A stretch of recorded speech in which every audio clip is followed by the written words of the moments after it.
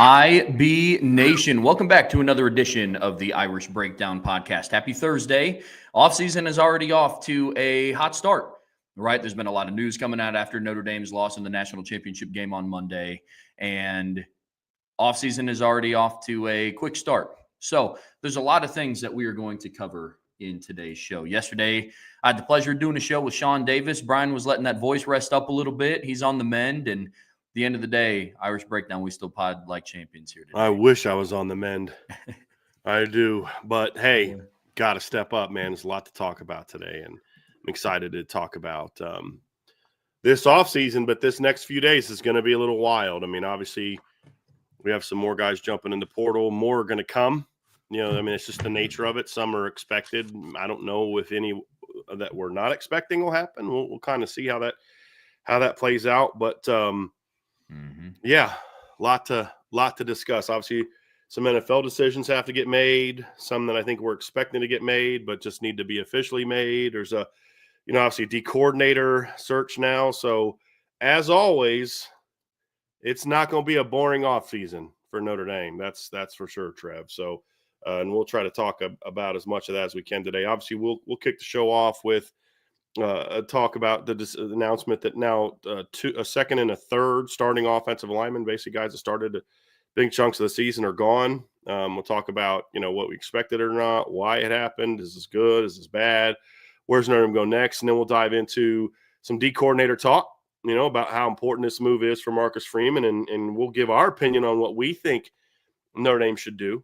And based on Trev's texting me, we're on the same page on that one.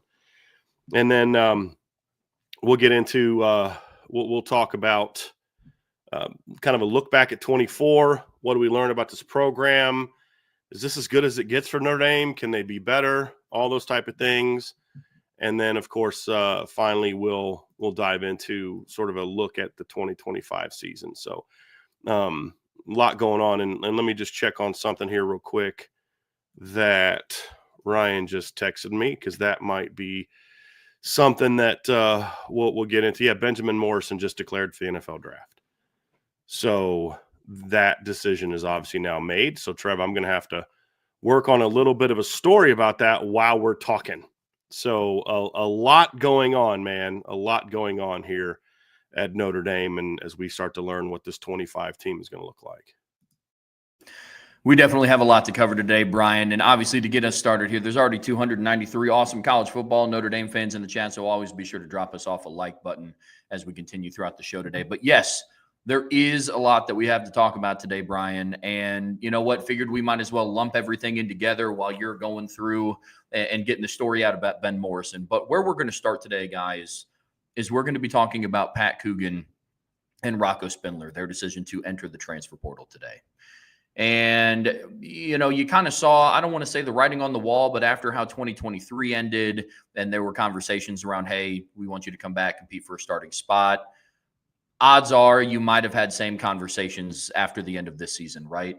So I wanted to kind of start where what that started off with at the start of the season, right? Pat Coogan and Rocco Spindler were two kids who started for Notre Dame's offensive line in 2023.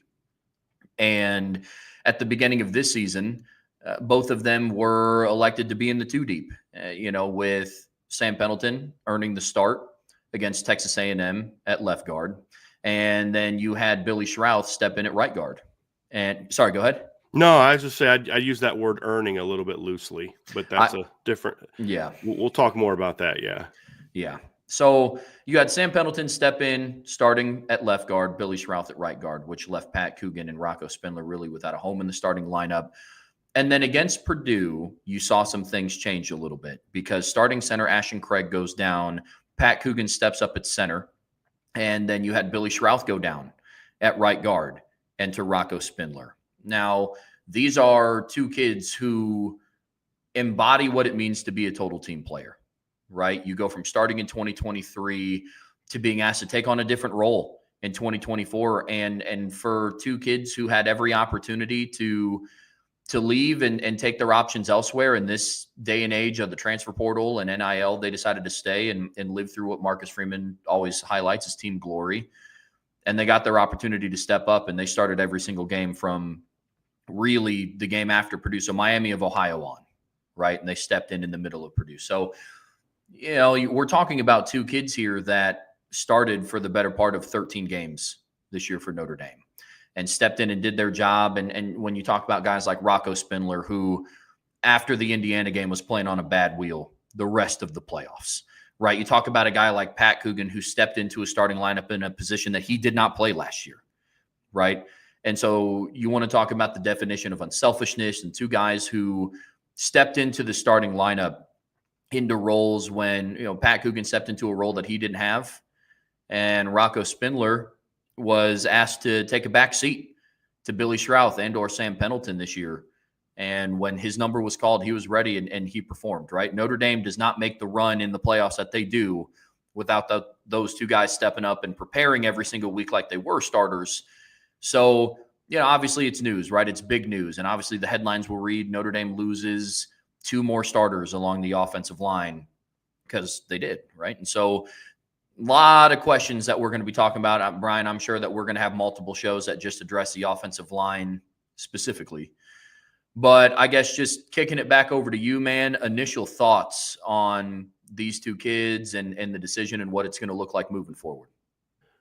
Well, there's several ways to look at this. Number one is, Trev, is there's am I surprised by these moves? No, not really, for a lot of reasons. And in a lot of ways, it's one of those things where I'm not even bothered by the fact that these two guys are jumping in the portal. I mean, that's you just look at the depth. I mean, there's a way to spin this that I think is also partially true, which is, there's a lot of young talent on the roster. Notre Dame is in a situation where they've recruited that position very well. And they're in a situation where you say, hey, look, if you're trying to compete for a championship, should anybody be guaranteed a starting spot? I mean, there should always be competition, right? Marcus Freeman says that, challenge everything. And in that regard, it's like, okay, cool. Like they've got to make business decisions for themselves about, their futures. And both of these kids have one more shot at this. Right. I mean, that's it. They got one more season to play football, and it may end up being both of their last seasons ever playing football. Maybe they get opportunities to go play at the next level and continue their careers. But the reality is, it's not so much that they're leaving that I'm necessarily concerned by. That's just the nature of college football now.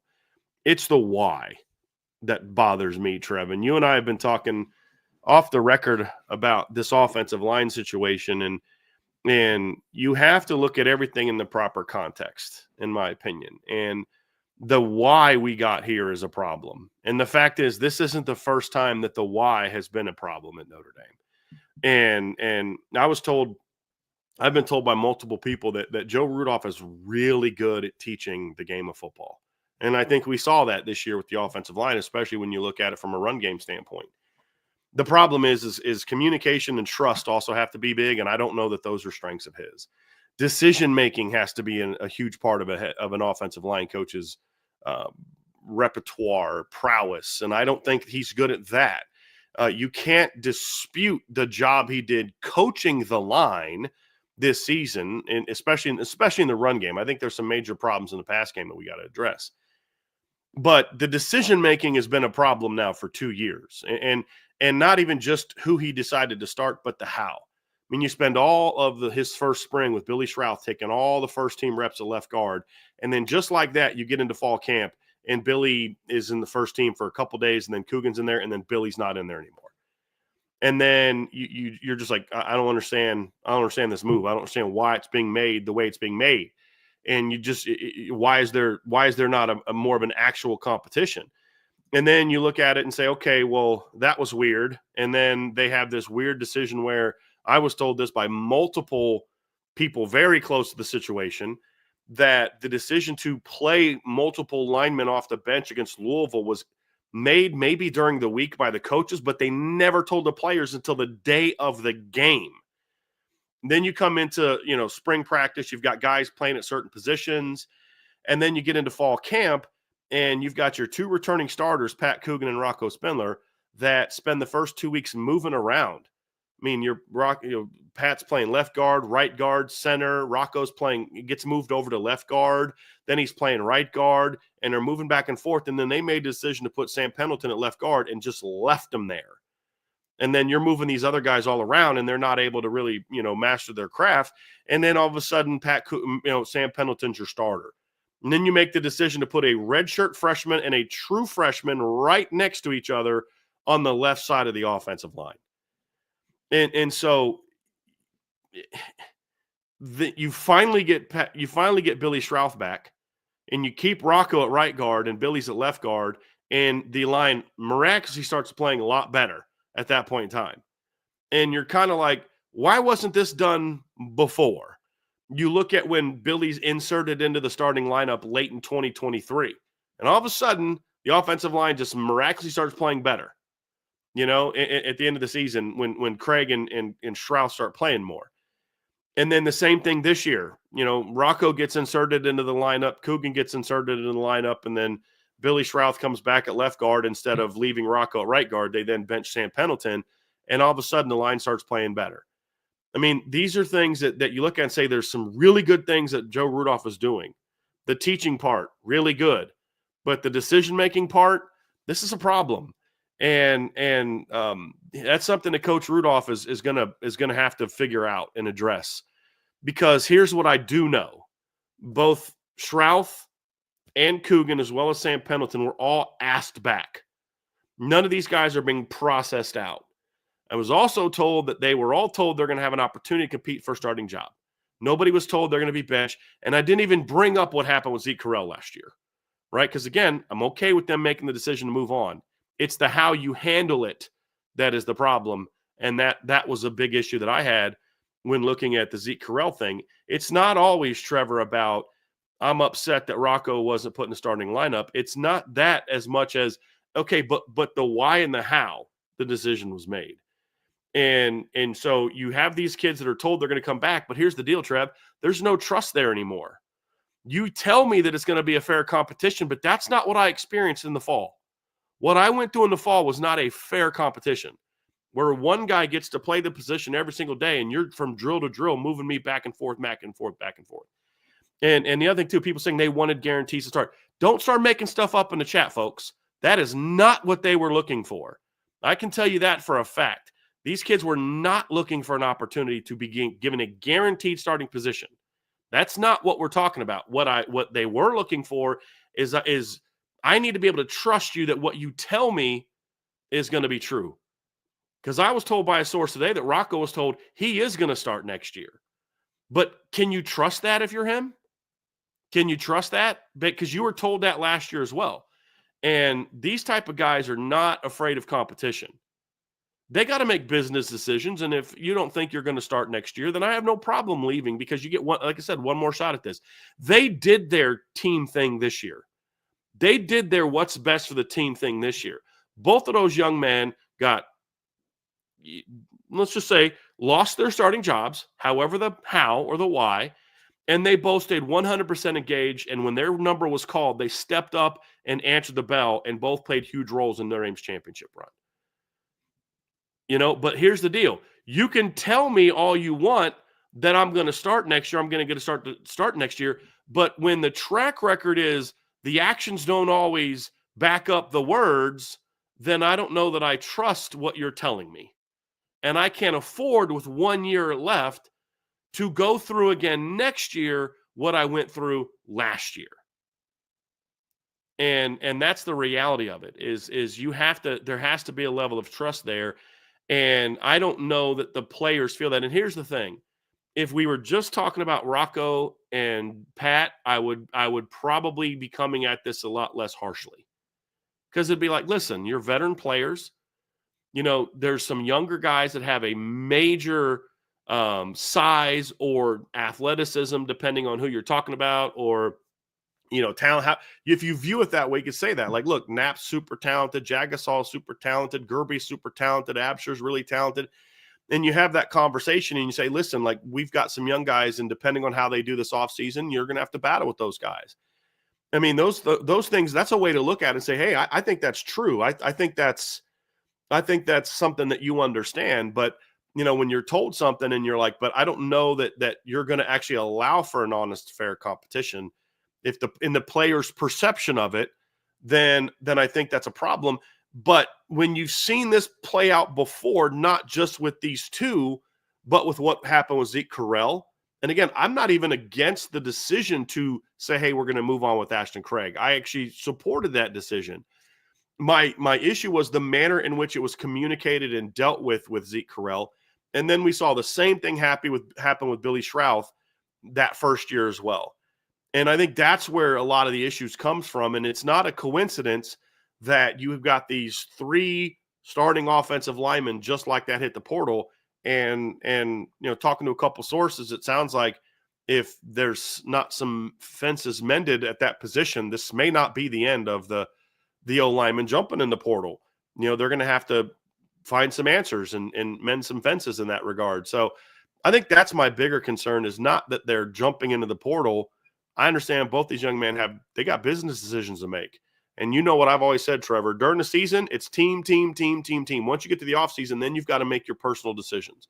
And that's how it should always be. That was my issue with Jaden Mickey. I didn't have a problem with Jaden transferring. I had a problem with the when. If Jaden felt, hey, I see the writing on the wall. I see that these 3 guys are all ahead of me, or these 2 guys are ahead of me, and I see what this talented young freshman who's half a foot taller than I am and faster than I am, I see him coming along. I got to make a business decision to transfer somewhere else. I'd have supported that if he'd have done it over the summer, during the spring, something along those lines. Once the season starts, it's the team. So I'm not surprised at all. I expected, Trev, you and I have talked about this. I expected both Rocco and Pat to jump in the portal.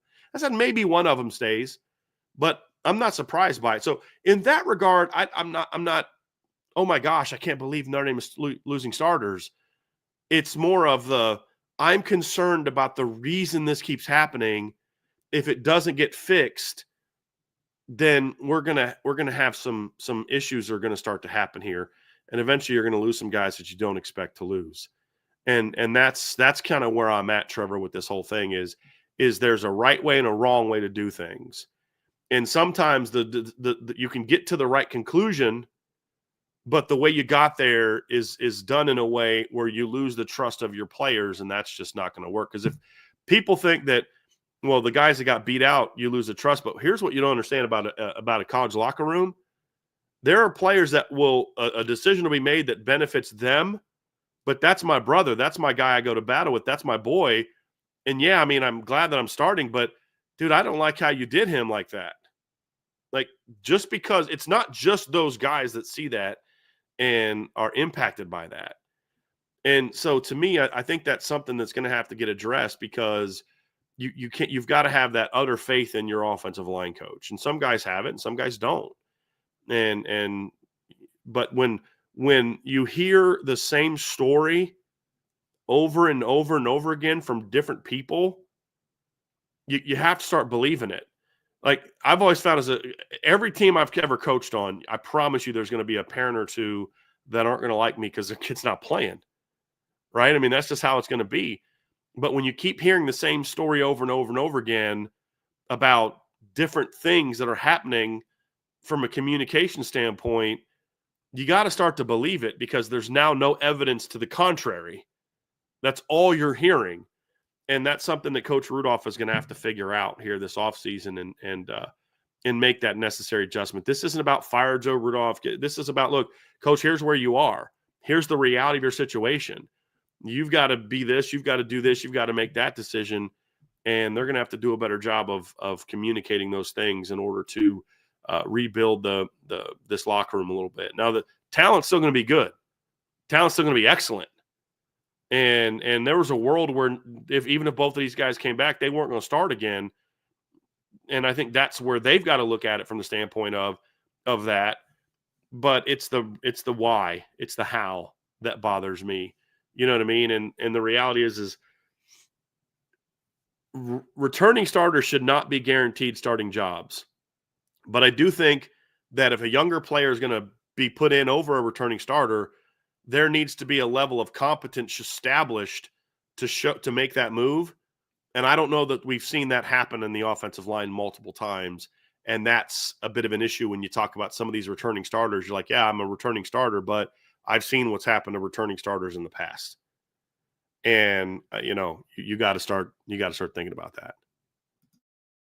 You start talking about the why and the how and communication style, and that's big with young people, right? Like that's big with people going through. And I mean, when college players make a decision to attend a university, you're putting your trust in the position coach that convinced you to go there, right? It's a group family decision.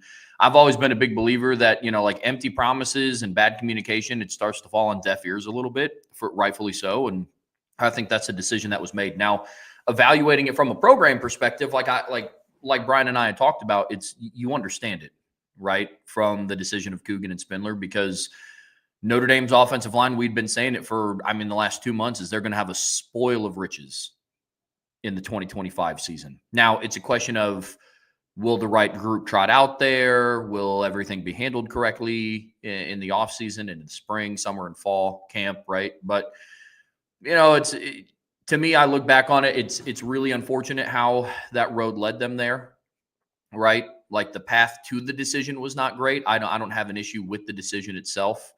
You wish things were conducted a little better. So in that regard, that is, I can't say like the regret that I have, because I was obviously no part of the decision, but you going through and you look at it from the outside looking in, that's the part that just leaves it a little bit more unfortunate, kind of leaves not the best taste in your mouth, not their decision, but how it was handled. The other big decision that was made today, Bryan, was Ben Morrison, which again, this was another one that we, for a long time, despite the desire to have him back and the dream of what a secondary would look like with BMO and Christian Gray and Leonard Moore and what that would look like, we all kind of assumed that Benjamin Morrison was going to declare for the NFL draft. That news broke almost right as we got started today here on this show. And so we had a couple of questions about it yesterday in the mailbag, and I'll just kind of reiterate what I said there before I kick it to you, Bryan. It's one of those where on paper it sounds awesome. You have an outstanding, amazing cover corner coming back. Ben Morrison would have re-entered college football as one of the best cover corners in the nation. And some of the other guys in contention with him for that spot would have been on Notre Dame's roster with him, right?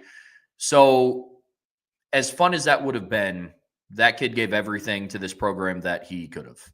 What I said yesterday is Ben Morrison, to me, along with like the Julian Loves back in 2018 and Cam Hart, what he did in 22 and 23, Ben Morrison was one of the guys that put Notre Dame's position group at cornerback on the map for some higher leveled recruits. They saw the success that Ben Morrison had here. And I drew an analogy back to what Julio Jones did at Alabama. Prior to Julio Jones, Alabama wasn't known for wide receivers. They weren't known for being this wide receiver and after him, things started to compound, and year over year, consistently, Alabama had a really good receiving core. You go from Julio Jones to Amari Cooper to Calvin Ridley, and the names just start going on and on and on, and you're starting to get some of that feeling from Notre Dame secondary, right? You had Cam Hart and Ben Morrison, and now you have Christian Gray and Leonard Moore, and you have guys like Mark Zachary and Dallas Golden coming in. And so it's starting to build up. And I think Ben Morrison is a major factor in that because he put the trust into this program and what he could do. And so that's why I said that, I don't know what more he can do for this program, Bryan. I just want to say something else real quick, because I'm saying this in the chat. I really grow tired of people, I'm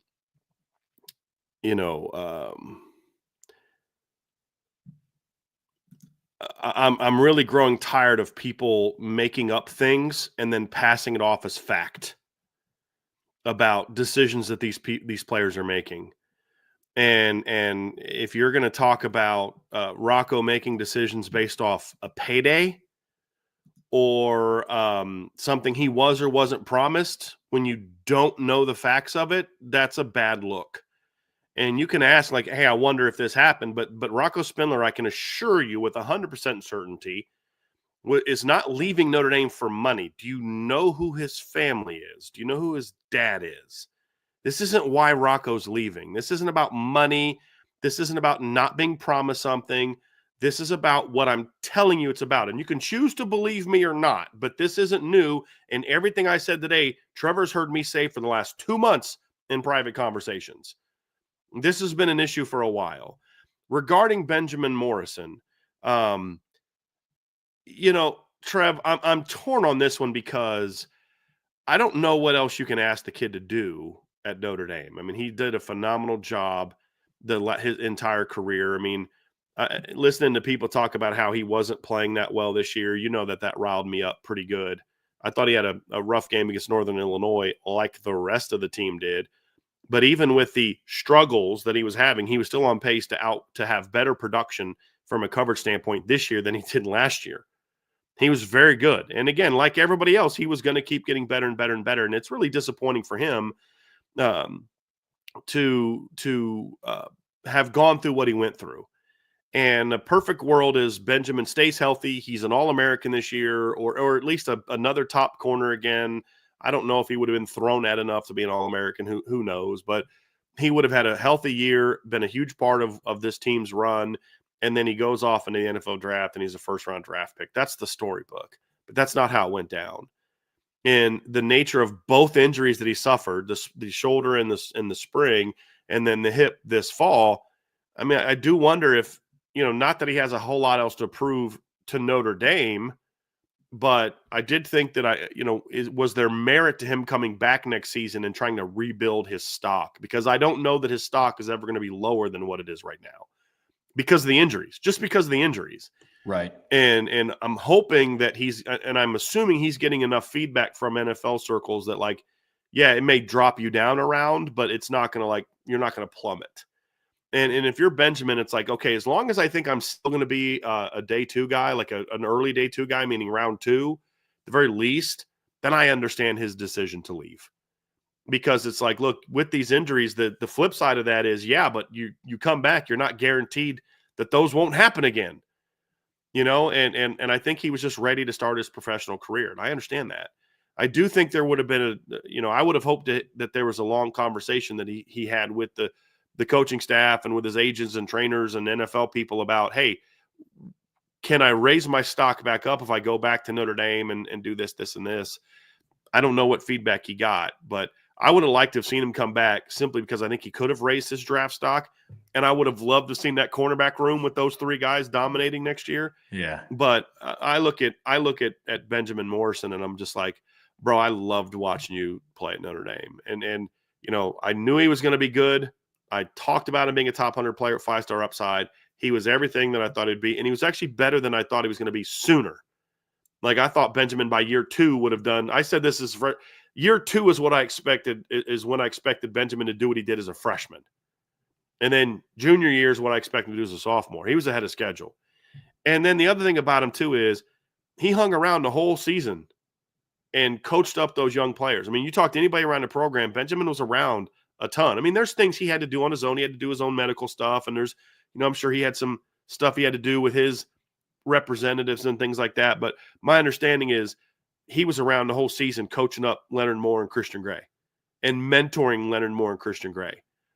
And I think that just speaks to who Benjamin is, because his season was over. There was never a conversation about him coming back. He was not playing this year. It wasn't going to be a Jagasol situation. And this is what I talk about. This is why I get a little annoyed with people that say things that they think might be true and then pass it off as fact. And I saw somebody talking about how Benjamin Morrison, probably could have come back. He made a business decision not to come back. Shut up. No, he's going to be lucky to be able to go through pro day and the combine. If Benjamin Morrison could have played, he'd have played. If Benjamin Morrison could have come back in the playoff and played, that'd have been the best thing for him from a selfish standpoint, because then he would be able to kind of eliminate and erase the whole injury thing and leave that in the rear view. But that's what happens. People like to make up rumors and spread them and act as if they know something, or they'll take their opinion and try to pass it off as fact. But this kid, like you said, not only gave you everything he's got as a football player, but the leadership he showed as well was outstanding.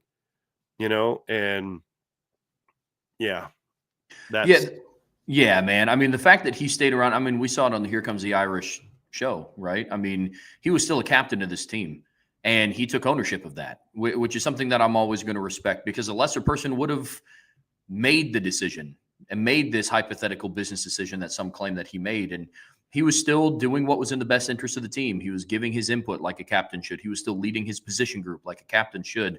And for that, you always tip your cap to the young man, right? I mean, you talk about what that means for him. You know, I mean, he could have gone and obviously he still had rehab things to do, Bryan, that you alluded to earlier. But you go through and you sit down and you talk about what he did for this team. He found a way to still be an effective part of this group, not being on the field. And I think that just speaks to the overall character of what Ben Morrison was and what he meant to this program. So to me, again, he declared for the NFL draft, and now it's just now, now I'm in the spot of now you just root for him in a healthy professional career, and you hope that the draft stock aligns with where he's going to be going. So, you just hope for the best for him. You hope for the best for him, and you hope to be watching him playing on Sundays, because that's what happened with Cam Hart. Cam Hart, Cam Hart didn't have the decision to come back, but I'm just saying that's where I was at with him.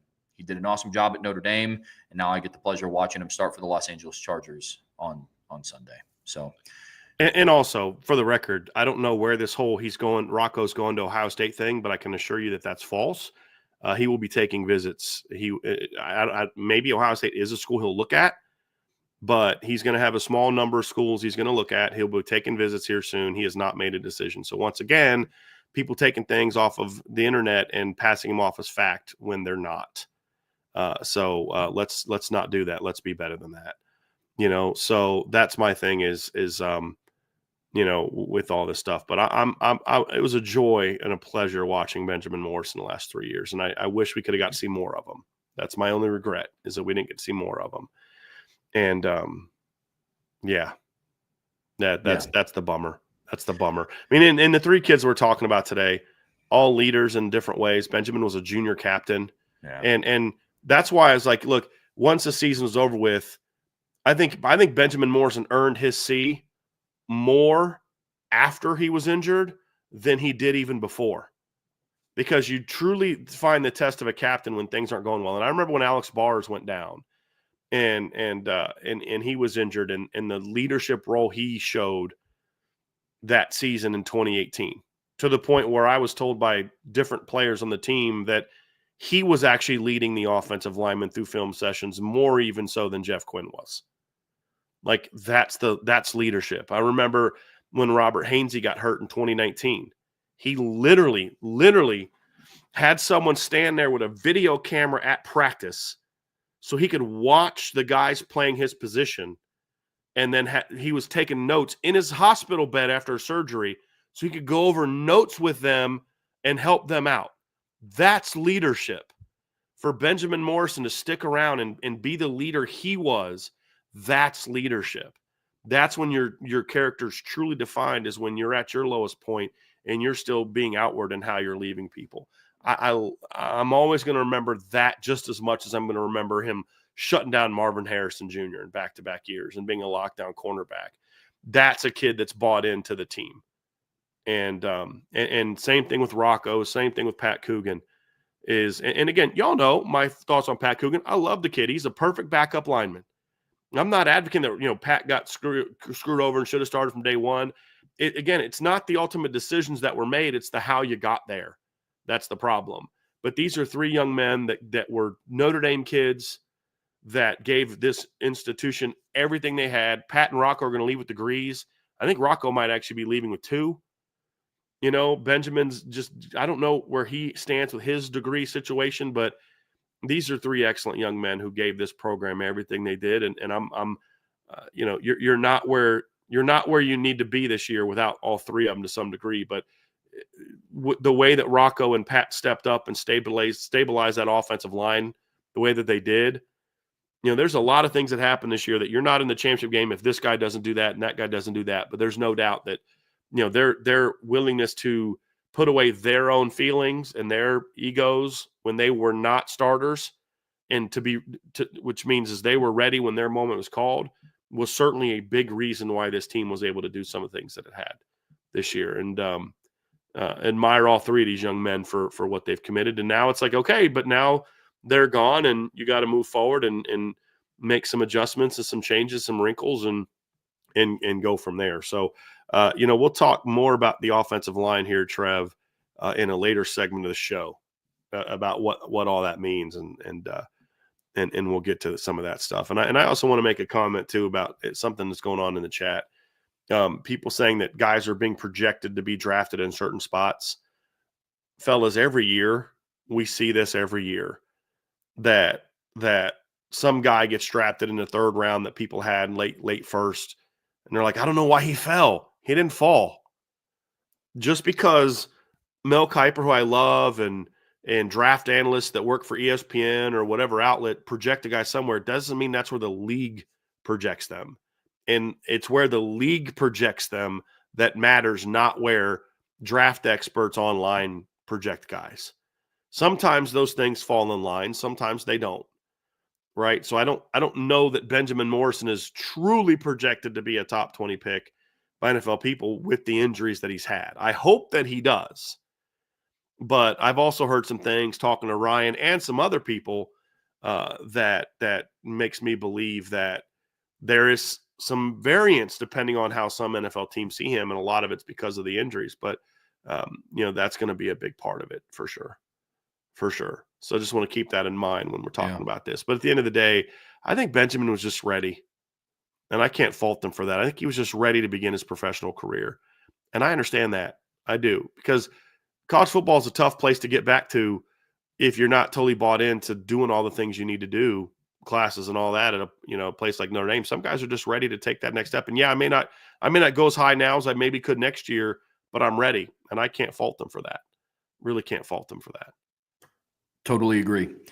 Well, Bryan, what we talked about, we still have a lot to cover throughout the show. That's going to do it for the first part. And again, you tip your cap to Pat Coogan and Rocco Spindler and Ben Morrison. Sam Pendleton, I know, entered yesterday. Just all the guys, Jaden Thomas, Deion Colsey, for what they did and what they were a part of. Like we said before, this has been my favorite season to be a Notre Dame fan. They've did things that I haven't seen in my lifetime. Brian and Sean and some of those guys have talked this season about, what this team did and what they accomplished. And all those players were a part of it. And every single one played an integral role. So before we move on to the next segment, because there are some more changes that we're going to address before we start doing our 2024 season preview, be sure to hit that like button, hit that subscribe button, hit that notification bell, share this podcast. Be sure to leave us a 5-star review on whatever platform you guys watch this podcast on. And of course, the best way to support what we do here at Irish Breakdown is subscribe to the premium message boards at boards.irishbreakdown.com.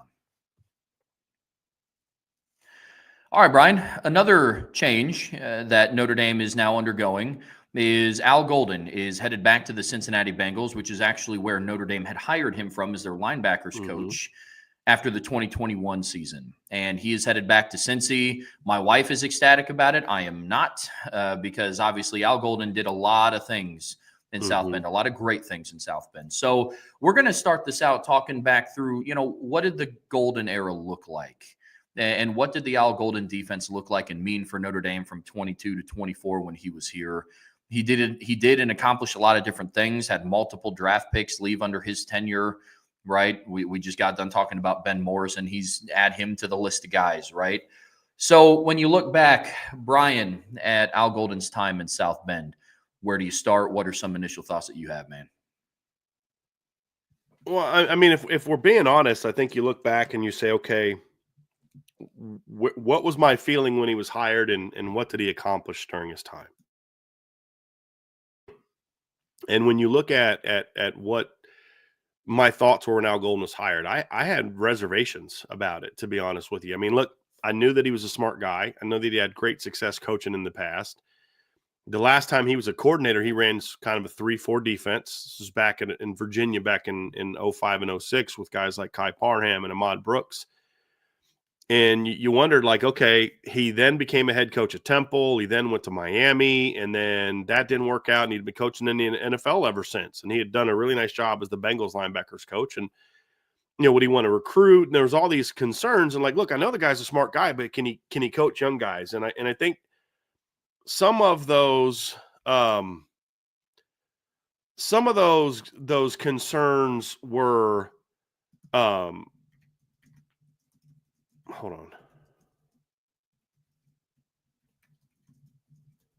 Some of those concerns, I think, were shown in the first season, where I think there was an adjustment period for Al Golden going from NFL players for almost a decade to college kids.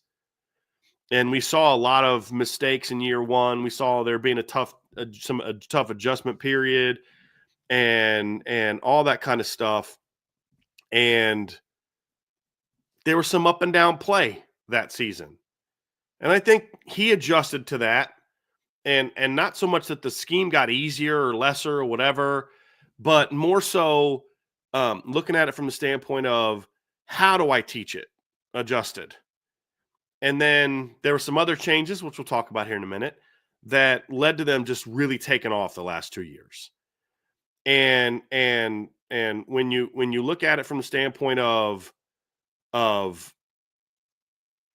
scoring defense being outstanding in the 15s the last 2 years, looking at it from pass defense takes off, run defense was solid, turnovers take a huge jump, which was an issue for years. They weren't a great turnover team, far more disruptive, all these different types of things.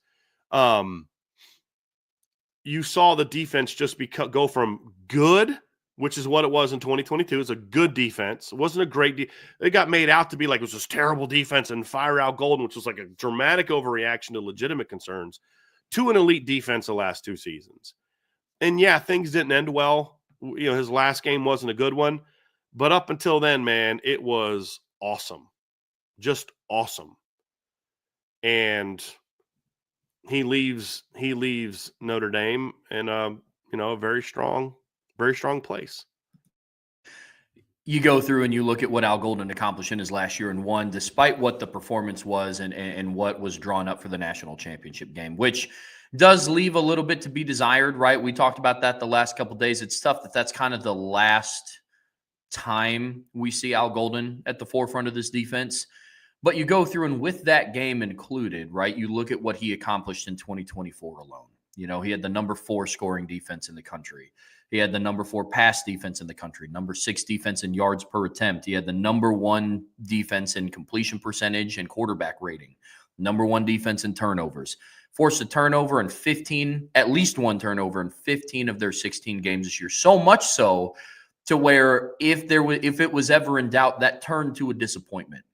How you know you have a mark of a good coach and a good coordinator is when they're not up to their standard, the narrative immediately becomes, well, this just isn't that good of a defense, right? And that's when you're in a good spot.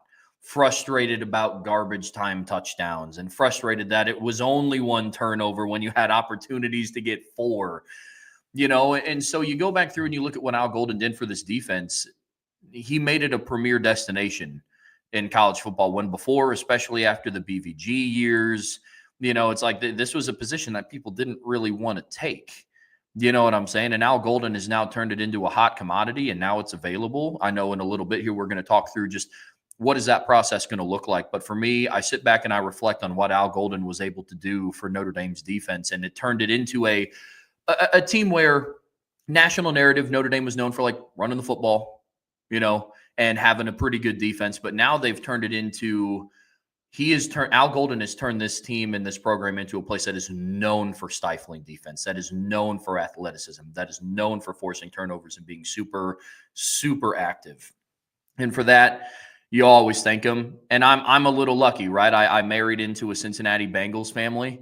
And so I get to continue to watch and see what he does on Sundays in the league. Because for anybody that followed the Bengals, their defense was not great. And they got a really, really good guy in Al Golden. So for me, you look back on it, and it's one of those losses where you started to see the writing on the wall a little bit. He'd add him to the list of conversations of like, what more can he continue to do at Notre Dame? Now, I would have loved to watch him continue to do it at Notre Dame, right? But we have some candidates that are maybe it's time for them to step up into a bigger role, which we're going to talk about here in a second.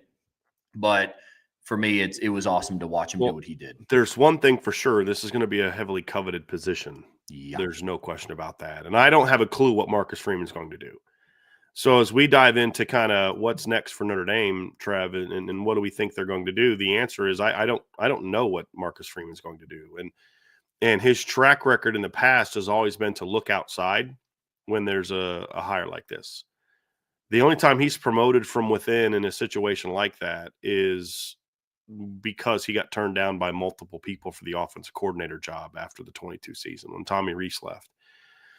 And so it was like you wanted Colin Klein, you wanted Andy Ludwig. They both turned you down for different reasons. And then you turned to Jared Parker. Last year, obviously, I mean, offensively, it kind of made sense. There really wasn't an in-house candidate to kind of turn to on offense. Last year after Jared Parker moved on. Defensively, obviously, he hasn't had to make this replacement before. I mean, there's Brian Mason leaves. He goes and he replaces him with Marty Biaggi outside. But he's also done a lot of hiring people he's worked with before. And that's what makes this decision kind of unique, because there is a coach that he's worked with before that would be a candidate for this job. But you don't know if Freeman sees it that way. And so there's obviously several directions that this thing could go. But one thing is for sure, Trevor, he's got to make a strong hire right here. And whether that's promoting from within, whether that's going outside, he's got to make a strong hire. I think there's some different directions he can go, and we'll get to that. But this is a big moment for Notre Dame, in that you've established yourself as a defensive force. The hire you make here needs to continue to do that from a scheme standpoint. And this is not in order of importance. This is just in sort of building on it. But scheme standpoint, development standpoint, which is teaching, and then, of course, from a recruiting standpoint. And Al Golden was really good in two of those areas. It'd be nice if the staff adjustment that Freeman's going to make upgrades recruiting a little bit not upgrades, enhances it, because defensive recruiting has been pretty good. But Al Golden was just kind of the closer. He just was kind of the guy that would just explain the thing to guys. And you had Chad Bowden and Marcus Freeman played a big role in defensive recruiting as well. It'd be nice if they could, because like even if you promote from within, whether it's promoting Mike Mickens or Al Washington or making them co's or whatever, you're going to have to add somebody new to the staff, at least one new person to the staff. And whoever that may be, you just hope that part of it is scheme is still going to be strong, teaching is still going to be strong. But the only area where I could say there could be a chance for a definite overall upgrade would be definitely recruiting. And that's something that, but at the end of the day, I think Marcus Freeman also, the last 2 years also showed that as long as the D coordinator is good at kind of closing, we can still recruit very well with that, as long as he puts a great product on the field. So you at least have that leeway where you don't have to go get a strong recruiter, but it'd be nice if the guy could do both. And so I think that's something to think about. But this is a very important hire, because you cannot afford to take a step back on defense. And I don't mean step back like, maybe you're not quite as good next year. And that may happen because of schedule or injuries or whatever the case may be. But you've got to look from like your just structure's not as strong. Your ability to game plan is not as strong. Your ability to be a step ahead of the offense is not as strong. Your ability to adjust in games is not as strong as it was before. That's what I mean by you can't afford to take that step back, moving forward. And that's the task that Marcus Freeman has in front of him. When you go through and you start talking about fit, right? Recruiting, to me, comes down to the fit on defense. And Marcus Freeman and Al Golden and Chad Bowden have been loading up the Notre Dame defensive side of the ball for people that fit what Al Golden wanted to do. So I do think that is going to be a big factor in the next hire, whether it be internal. You look for, you could look to the NFL, you could look to different, because to our points, Brian, this is going to be a hot commodity job. Like this job, once it became open, kind of moved up the rankings to attractive coaching positions in college football. So for me, you talk about fit, and there's always these conversations of, well, this player was really good here, they went here and they weren't as good. What happened? Maybe it wasn't the right fit. Maybe it wasn't the right scheme. I'm not saying that you have to go out and find Al Golden 2.0, you know what I mean, and find somebody that runs an identical defense. But you should go out and find somebody where you don't have to completely change the makeup of your team and your personnel that you have on that side of the ball. I'll say that's the one thing I'm not worried about as much, because Marcus Freeman brought in Al Golden because Al Golden's philosophy was in line with what Marcus Freeman wants on defense. Gotcha. Now, Al Golden was able to tailor it to what he likes, but that's kind of where I see it. He's going to bring in somebody that is going to fit what he wants to be run on defense, and then give that person kind of the leeway to run it their way within. So it's not even about like Al Golden had to adapt his philosophy to Marcus Freeman. Freeman went out and found someone who has a similar philosophy. Gotcha. Does that make sense? Yep, And totally. then so like if you go out and get somebody new, because Marcus Freeman liked to run a lot of man coverage too. That's why they recruited Kobe Bryant and Sauce Gardner. You know what I mean? It's like that's what they wanted to do, and then Al Golden fit that really well. And that's going to be the key here is still go out there and bring in somebody that fits what you're trying to do. And that I'm not as concerned about. I think he's going to hire someone that I have a hard time believing that he's going to decide after the success they've had the last 2 years to shift scheme and shift emphasis. I think because like even if you're like, you know what, like we probably should be more of an odd man front now. That doesn't mean you shift your philosophy and your scheme. That just means you get to it in a different way. You get to it out of more of a 3-3-5 look, whatever the case may be, as opposed to a 4-2-5. But you can still run what you believe in that way. And that's what I'm saying, Trev. You are correct that that's an important thing. I'm less concerned about that because that's why Al Golden was brought in. Yeah. Because he fits what Marcus Freeman wants to do. And that's what he's going to I believe do at the next hire as well. With the success they've had recruiting defensive backs, unless you lose Mike Mickens for some reason, I don't know why you'd shift away from what you're doing. You've got two great corners coming back. Carson Hobbs is a really long, talented young player. You've got 3 stud freshmen coming in next year. I would imagine he's going to keep doing what he's doing. And so I do expect that some way, somehow to still be what he does. Totally makes sense. Totally makes sense. And when you start talking about who is that next candidate going to be, who's going to be that next guy that comes and steps in and replaces Al Golden, there's many different avenues where you can start, right? You can look at, you can look from different head coaches and defensive coordinators throughout college football. You can look at a current NFL coach. You could look internally. You could promote from within. Maybe on a bigger scale, you could go from what the linebacker coach did, after James Laurinaitis left and you just promoted Max Bulla, who essentially was his right-hand man in the linebacker room, right? So there's many different options here, Bryan, when you go through and you look at who's next, what's this interview process going to look like. The one thing that I did want to ask you before we dive into the different kinds of candidates is from a timeline perspective with, the team quit with spring coming up close, which is interesting to think about how the blue gold game is in basically like 3-4 months from now. I think 3 months from now, essentially. What does the timeline have to look like on this? I think you just have to have someone in place before spring starts.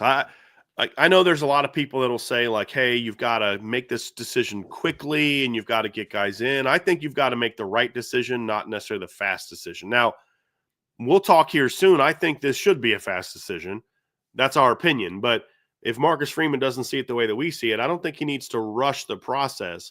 You've got to get somebody in play a couple weeks before spring practice starts, before spring practice starts, because there's obviously going to be some installation of what that coach wants to do, but most likely a new D coordinator is going to come in and he's going to sort of adopt what he does. And this is what a lot of coaches do when you come into an established program is like, this is my playbook, but you're already using this terminology. You're already using that terminology. That thing that you say is what I say. So it's easier for me to adapt to adopt that terminology into what I'm doing than for me to make 40 some guys in the entire coaching staff change the words that they mean for what they're already doing. Right. So like we're running inside zone and I call it, red or something, red 2 or whatever the case may be. You call it 34 or whatever. Well, then I'm going to call it what you're already calling it because it's still inside zone. And then we'll make whatever tweaks we need to make to how it's being taught. So that makes it a little bit easier, but it's the right hire. Make the right hire. You have to obviously get someone in before spring ball starts. I don't think you need like a full month and a half to 2 months and you better get this sucker done in a week.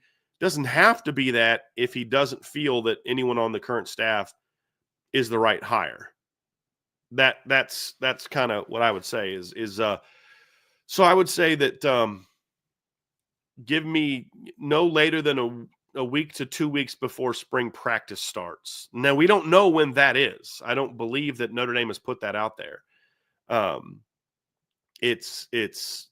But that's the kind of the timeline. So, I mean, you've got at least a month before you start really getting into that period of time. Now, talk about recruiting and all that. That's the one thing that a longer process impacts more than anything else, is because you're not going to get a hire in place to convince kids to not go in the portal unless you just promote now. And I don't know that Marcus Freeman is going to do that. But I do think it's a situation where you got to be careful that about what gets out, because if it gets out that you're not going to hire Mike Mickens, does that create some issues that causes some guys to jump in the portal the next couple of days? And I'm already hearing some people are reporting that he won't be the candidate. And I don't know if that's true or not. We're going to still tell you what we think they should do. Those are things you got to really be worried about as far as those rumors are going to go around and about, because that could then impact what your current team is going to do. And that's the bigger concern. And then obviously there's the recruiting piece next, because if you do take a month to make the right hire, which is you still do it, that way. You have to have a recruiting plan in place of what you're going to be telling top guys. And that's a challenge, but we know what it's going to be. It's, guys, listen, whoever's going to come in here is going to do what Coach Freeman wants to do on defense. So whoever it's going to be, just trust that we're going to be who we are, because that's why Coach Freeman hired Al Golden, and he's going to hire that kind of person next. And those are things that you look at. Is so there will be a plan in place to make sure that pitch is provided, but it's not easy because kids are going to want to know who they're going to play for. So, but at the end of the day, you sacrifice things like that to make the right hire. I would much rather you do that than rush to make a hire that doesn't work, and then now your defense takes a big step back and your team takes a step back, and you're not able to build on that momentum. So that's what makes this a tough decision for Marcus Freeman. Sure. And that's, the part of what I'm learning, and I'm sure as other people in the chat go, like, just what timelines for that look like. But look, we've been obviously hinting at who we believe the next candidate should be for Notre Dame's defensive coordinator position. And you and I are both under the impression that we believe that it should be Mike Mickens, right? The defensive back coach for Notre Dame, and for a multitude of different reasons, Bryan. Well, that's what we think. But if you're looking at it from Marcus Freeman's standpoint, he has a lot of potential options on the table. I mean, he could promote from within, Mickens, Al Washington, maybe a co-coordinator type of thing. He could, one of the new trends is hiring someone who's currently a head coach to then come and be a defensive coordinator. Worked for Ohio State this year with Chip Kelly. Yeah. Didn't work as well for Alabama with their D coordinator. Because they brought in Kane Womack, and that didn't go overly great. Will like a Justin Wilcox be interested in coming? Some guy like that. You could go flip a current D coordinator that's somewhere, if there's a top D coordinator out there that does a lot of what you do. Or what I would be interested in is, does he kind of go the Michigan route a little bit, or the Al Golden route, and try to strike gold again that way, and go the NFL route and bring in another guy kind of like Al Golden from the NFL to sell that part of it, and that worked for Jim Harbaugh. He went back-to-back years with coordinators, and then obviously the Mike Macdonald hire was a great hire, and then of course the Jesse Minter hire worked out pretty well too. But and I don't remember. I know Jesse Minter was at Vanderbilt. I don't remember if Jesse Minter had coached in the NFL or not. I know he's in the NFL now, but he was with Vanderbilt for a year as a D coordinator, but he was with the Ravens for a number of years before that. So yeah, he was with his brother there. But he went back to back, hires of bringing in NFL guys, Mike Macdonald and then Jesse Minter. And then Sharon Moore went back to that well this year with Wink Martindale, and I don't know that worked as well as the other two. But anyway, I think those are all things that I look at and say,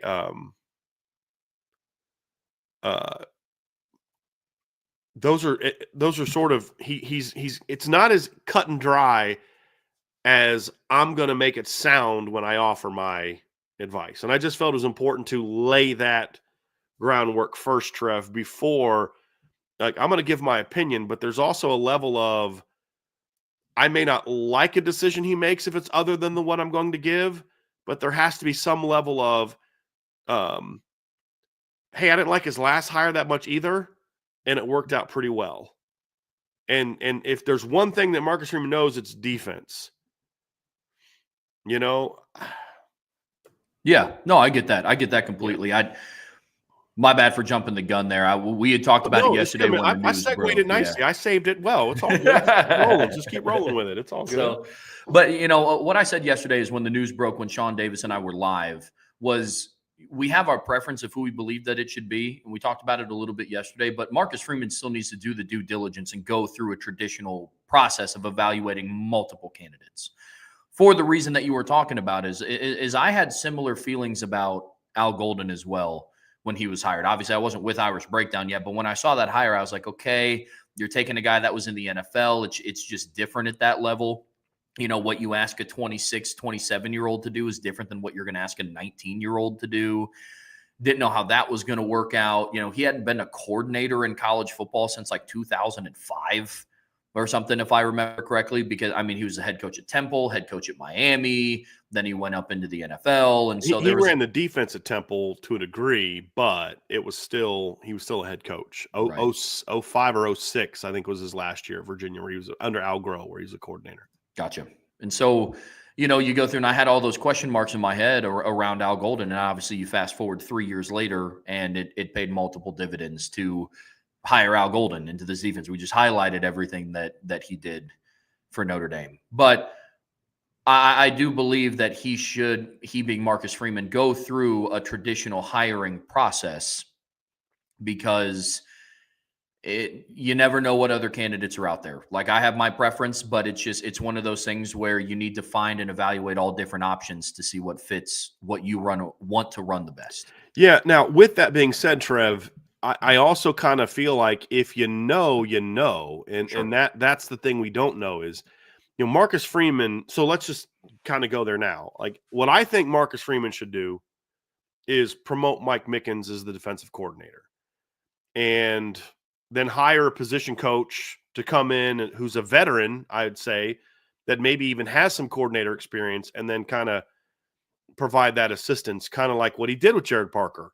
And what he did with Tommy Rees, which is hiring, Tommy Rees had been he was a young coordinator, but, he went out and hired some veteran coaches to put around him, John McNulty in that first year and some guys.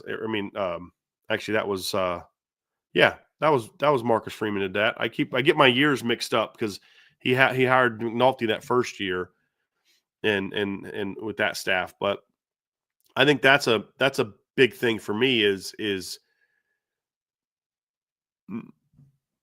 that's what I would do. And here's why. So reason why I would promote is, number one, I think that Mike Mickens is kind of proven himself that he's elite at what he's been allowed to do. And you talk about him. We know he's a great secondaries coach. We know what he's done there as a recruiter, as a teacher. We know what kind of mentor he has been to the players at that position. He does all those things the right way, and he's got a great deal of respect from his players. But at the same time, it's also a thing, Trev, where it's not just because of what he's done there, but the last 2 years he has been the team's pass game coordinator. And as I wrote an article this morning on Irish Breakdown where I said I think he's the right choice to be the D coordinator. And I said, look, he was on staff from 20 to 2022, but you look at the pass defense didn't really take off till 2023. Well, what happened there? That's when Mike Mickens was named the pass game coordinator, and he had a big role in coverage structure and how they did things like that. So I think that was a big piece to this as well. So that's what I think he should do. I just don't know if he's going to do it. So Trev, let me hear your reasons why. I got to make a call real quick, but I want to hear you kind of explain, why you agree with me and what would be the pros and what would be the cons to making that kind of move. Yeah, you go through and you look at what promoting a guy from within, like what with Mike Mickens and what that would do for your program. And first and foremost, to me, we talked a lot about continuity. And if you do make an outside hire, obviously you want it to fit the mold of what Marcus Freeman believes his defense should be formulated around. But there would be no lapse in terminology, right? We're talking about a guy in Mike Mickens who he's around that terminology, right? Like you use the analogy of the inside zone, and some might call it red 2, other coaches might, Notre Dame might call it 34. So the defensive coordinator would then mold what he believes his terminology to be, instead of having 40 other people learn his. And so I think with Mike Mickens, first and foremost, that gets eliminated because he's been around Marcus Freeman, since he's been hired.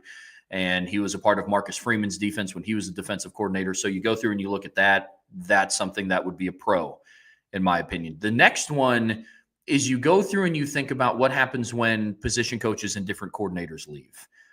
Notre Dame has a transfer portal window 5 days after the national championship game. And it's going to be one of those where who jumps into the portal potentially with the remaining time left, or who jumps into the portal after the spring, because not only did you lose Al Golden, you potentially lose a guy like Mike Mickens, who, Marcus Freeman, I believe he even talked about it in the Here Comes the Irish documentary around how, he has a guy on his staff and Mike Mickens that's ready to be a coordinator. And the way that I look at it, the reason why I think that he'd be a good fit for this is, if you're going to keep a guy like Mike Mickens around, to me, it kind of, Notre Dame needs a defensive coordinator. Mike Mickens wants to become a defensive coordinator. The stars are starting to align here, right? He's proven in what he's done in Notre Dame's system, which I think is huge. He has developed great rapport with his players. He's a good recruiter, right? I think Marcus Freeman even talked about how he wasn't that high on Sauce Gardner when he was getting recruited at Cincinnati, but Mike Mickens was adamant that he needed to be a part of that secondary. And you look at what Sauce Gardner turned into, right?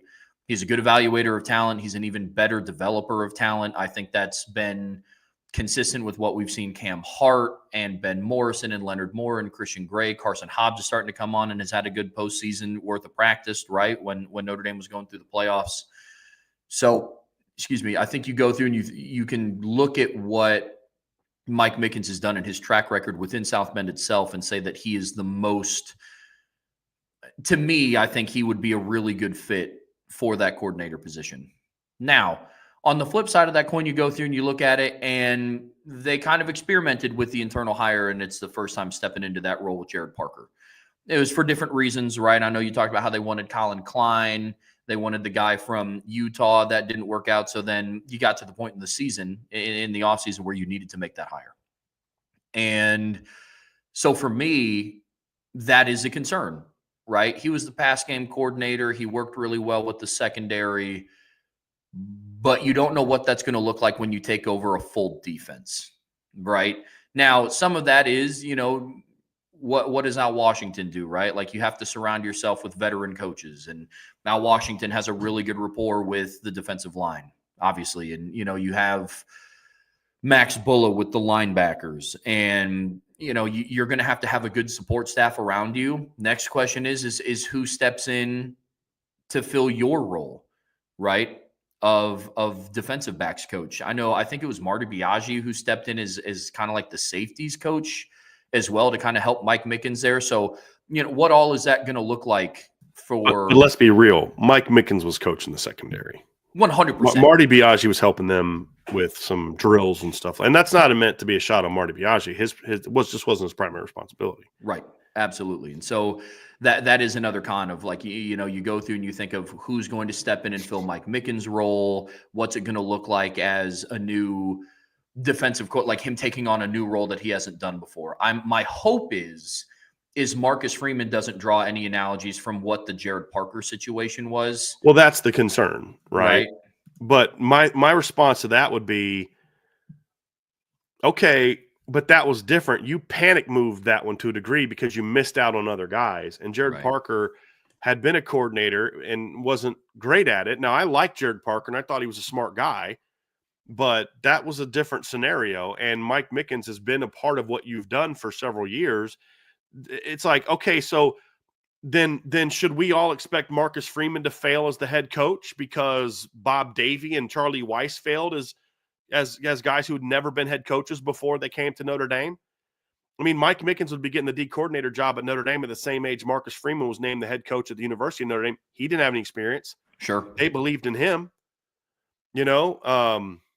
So it'd be nice if maybe my hope is that Marcus Freeman shows the same faith in Mike Mickens that Jack Swarbrick showed in Marcus Freeman. Hey, you thrived at this role.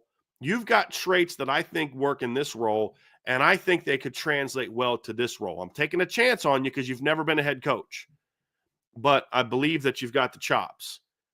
And that's the decision that Jack Swarbrick made to hire Marcus Freeman. Just because Jared Parker didn't pan out doesn't mean you should then not do the same thing for another coach who shows the chops. Sure. I mean, that was the same stuff that people said, well, why Brian Kelly shouldn't hire Clark Lee? He's never been a coordinator before. My answer then is exactly what it is now. If you got the chops, you got the chops. It's why I advocated for Marcus Freeman being the next in line at Notre Dame when he was still a D coordinator, because you could look and say, okay, yeah, he's had success as a coordinator, but here's the reasons why, because he's done this, this, this, and this. I think that projects well to being a head football coach. And I think you should be able to look at Mike Mickens and make that same determination. And don't come out here and say publicly that I think Mike Mickens is ready to be a D coordinator, but just not for you. I mean, so that's where I think Marcus Freeman backed himself into a little bit of a corner with this one is if you're going to say that you think Mike Mickens is ready to be a defensive coordinator, and then a coordinator opening comes open, and then you don't hire him, what you've told Mike Mickens is in order for you to achieve your career goals, you have to leave here to achieve them because I'm not going to hire you here.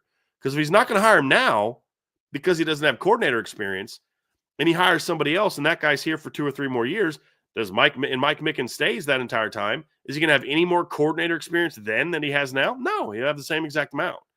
So basically what you've done is if you're not going to hire Mike Mickens now, and this is the danger that Marcus Freeman has, because there's danger on both sides. The danger is if he makes a hire, promoting from within, and the guy's not good enough or not ready, then the defense isn't as good. But then if he doesn't promote the guy, then you've basically told him, I know what your career aspirations are to be a D coordinator. I mean, Marcus Freeman said that, and he said that I think he's ready to be one, but just not for me. You've then told Mike Mickens you need to go be that somewhere else. So now you're basically trying to force him out, not force him out, but you're basically going to force him out. So now you run the risk of losing Al Golden and Mike Mickens, which has been the fuel behind what your defense has done the last 2 years. That's the danger. But again, looking at it from both points of view, there's also the danger of promoting someone who's never been a coordinator before and it doesn't work out. I understand that, but I just would be very disappointed if the only reason that Mike Mickens didn't get it is because of he's scarred from the Jared Parker thing. That would be very disappointing. That's a bad way of looking at it. Because again, sure glad that Jack Swarbrick didn't have the same view on hiring people in that case than Marcus Freeman would, if that's the case, if that's the decision that's made. And I don't know if that decision is going to be made, but that's my fear. Is that what Marcus Freeman is going to do? So that's going to do it for just kind of walking through what we talked about. Defensive coordinator, who could be viable for that option, what Al Golden did at his time at Notre Dame. And of course, again, it was fantastic what he did. And the golden era at Notre Dame on defense, put that defense back on the map, and it made this one of the most hot commodity jobs in college football heading into the offseason. So before we move on to the remainder of the show, because we still have a lot to talk about, guys, we're still going to go and cover a 2024 recap. Sorry, Brian, go ahead. No, it's all good. You started the end. We're good. Go ahead.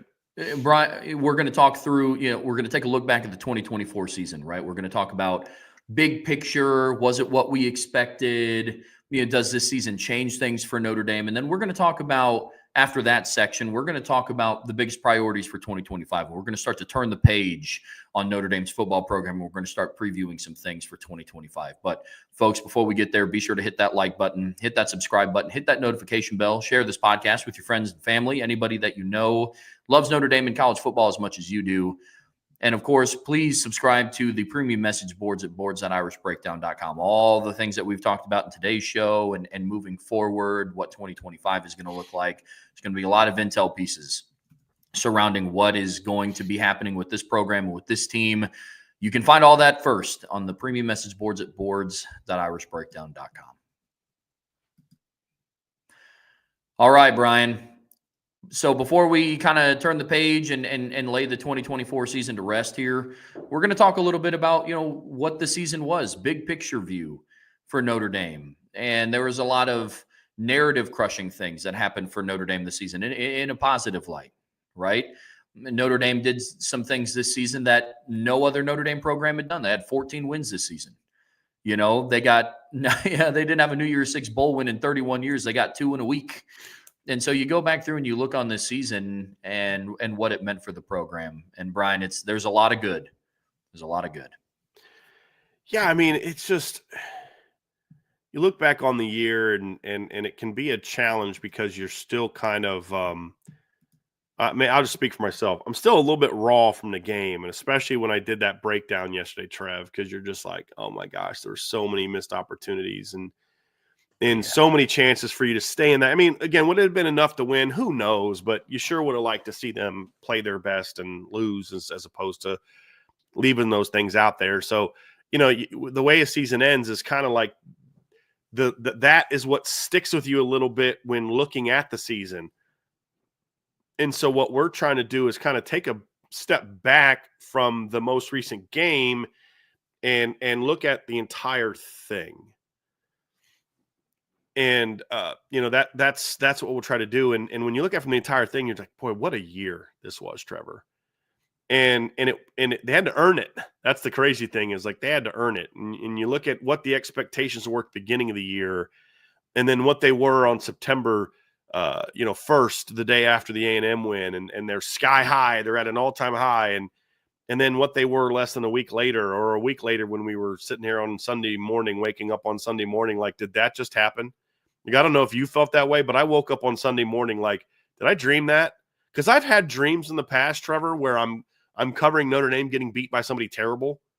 Like, I don't know. It's like, you know what I mean? It's like worst case scenario. Yeah. I've had weird dreams. I've had some weird football dreams in my career. Like I'm showing up at a game that I'm playing and I don't have my cleats or I left my pads at home or, you know what I mean? It's like I have all these weird dreams about bad things happening in football, which is kind of sad. But I woke up, I'm like, did I dream that? Or did they seriously lose in Northern Illinois? Like I literally had to ask myself that for a second. And then you fast forward to kind of where they are 3 months later. And it's been such an amazing up and down ride. And you look back and you realize like, man, this was kind of what we expected them to potentially be at the end. But the journey to get there was so much different than I would have planned it early in the season, and that's what kind of made it fun. But as you said, Trev, 14 wins is a new record. Now, again, you're going to have a lot of records shattered because of the extended playoff, you played 16 games. The most they'd ever played before was 13. So of course, when you play more games than you've ever before by 3, you're going to have some of those records broken, but the 14 wins is huge. Not able to, 0 wins ever against Georgia. They were literally 0-3 against Georgia. You beat them and beat them in New Orleans where they used to play the SEC championship, which was big. You talk about, you haven't played Penn State in almost 20 years. There's a 9-1 all-time rival. You beat them in the Orange Bowl. So in the course of a week, a program that hadn't won a major bowl game since the end of the 1993 season won 2 of them in the course of a week. Just so many awesome things that kind of happened this season, Trevor. You have new stars breaking out. It was a ton of fun to cover this team. And I think the question then becomes like, all right, cool. It's good that it was fun, but what does it all mean? Like, that's kind of the next question is, what does it all mean? And so what did we learn about this program? And I think that's something to learn too.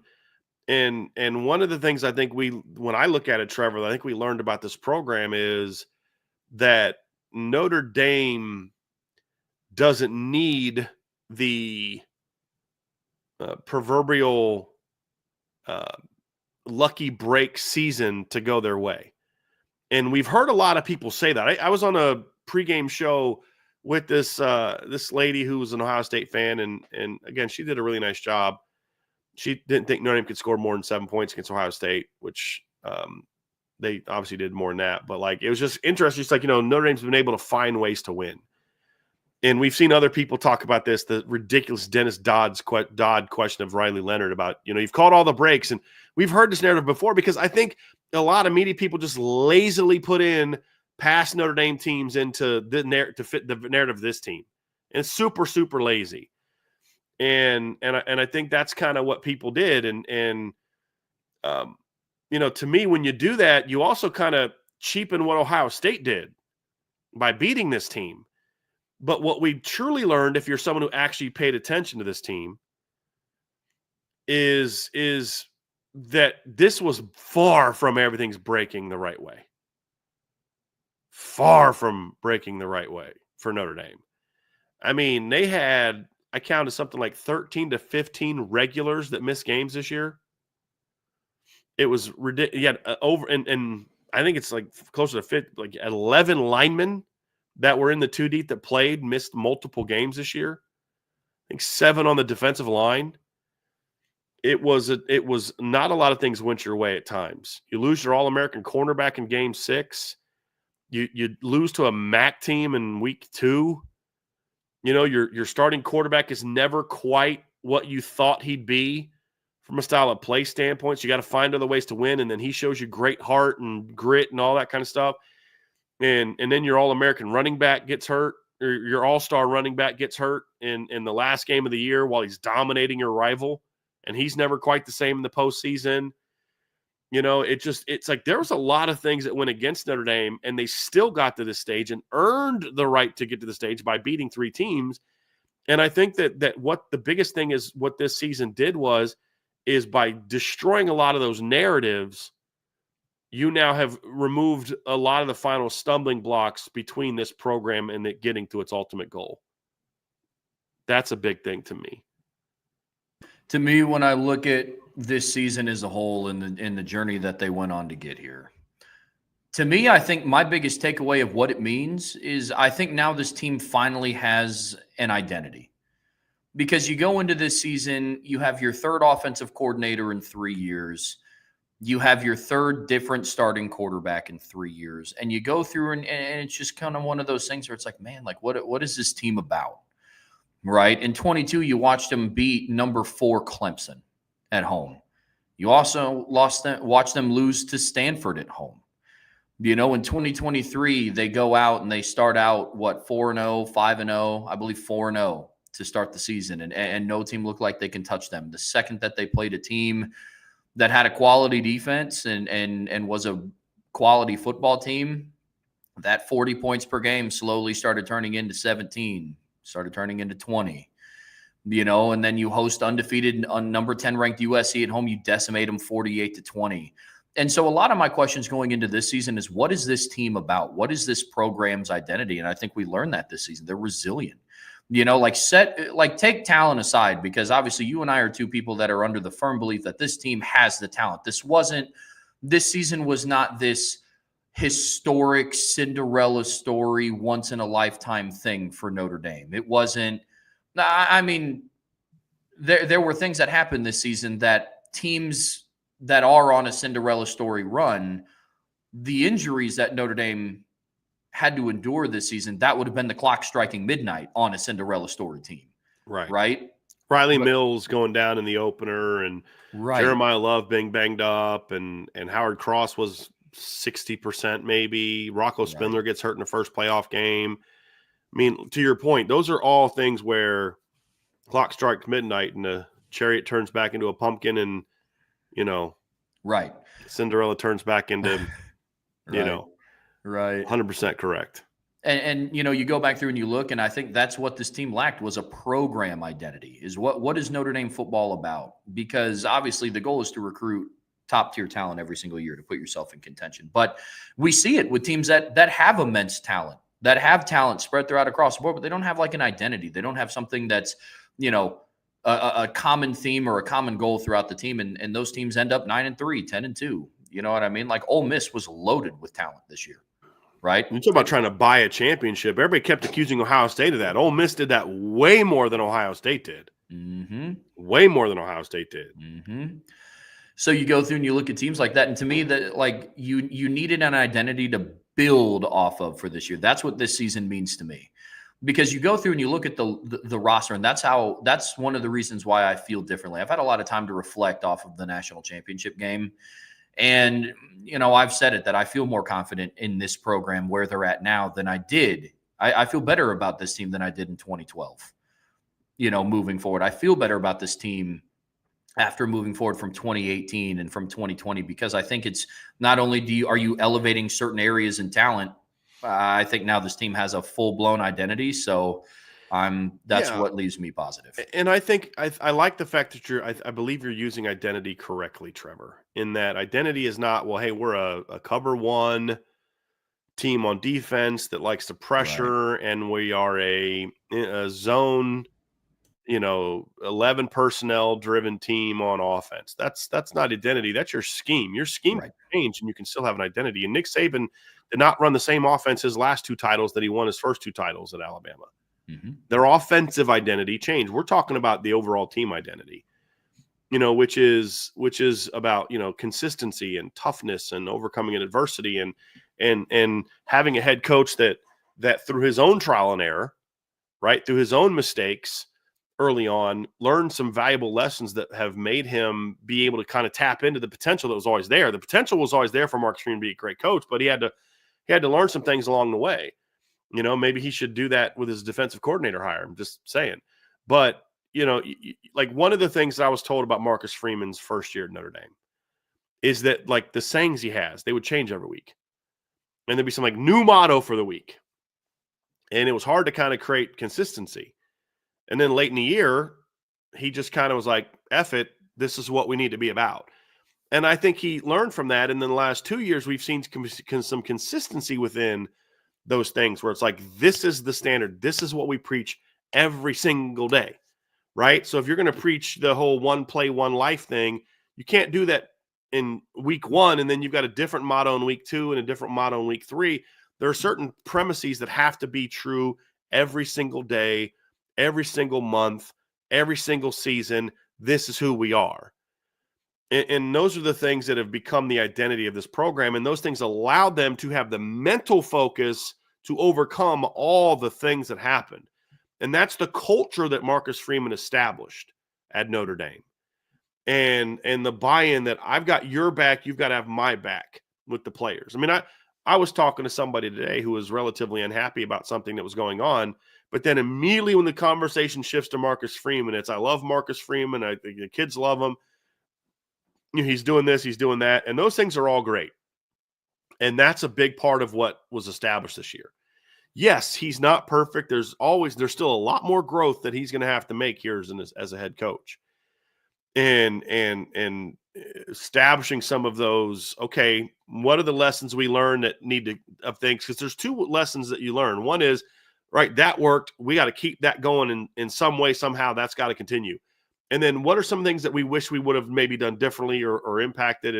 And why won't a Northern Illinois game happen again? Because you learn the lessons from that loss and you implement them in ways that you don't have to deal with that anymore. And that's what he's done a pretty good job with. And that's allowed him to build the culture and identity of the program. You're using identity. I use the word culture. We're saying the same thing. This is the heartbeat of what your program is about. And then that's a big thing that had to be established.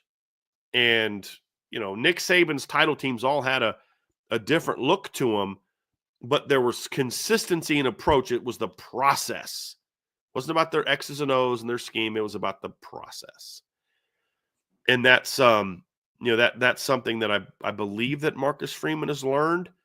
and that played a big role in this team's success. But let's not get it twisted. You know what else also helps with all of that? There's coaches of 4-8 teams that are great at building culture.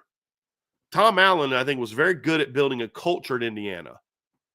I mean, players loved him. They respected the heck out of him. They wanted to play for him.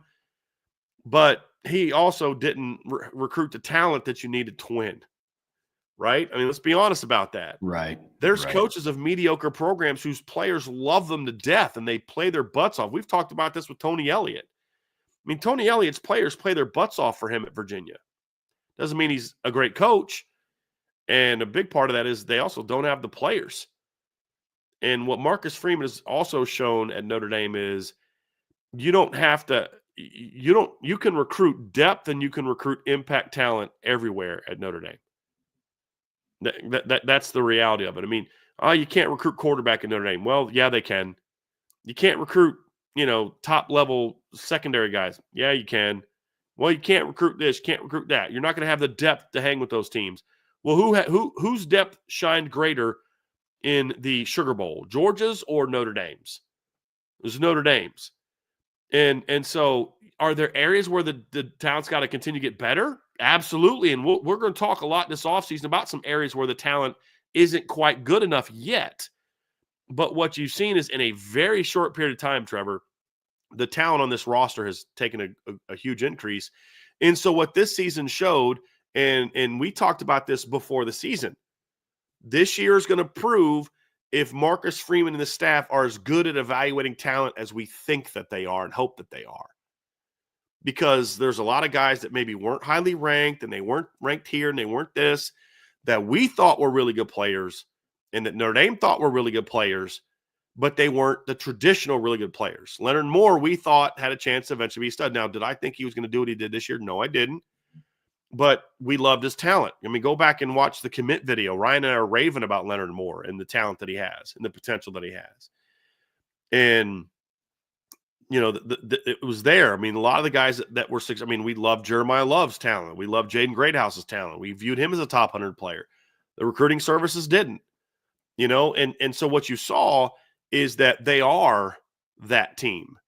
They are good at evaluating talent. They can recognize this. They can say, "Hey, we're going to put big time players in the football field."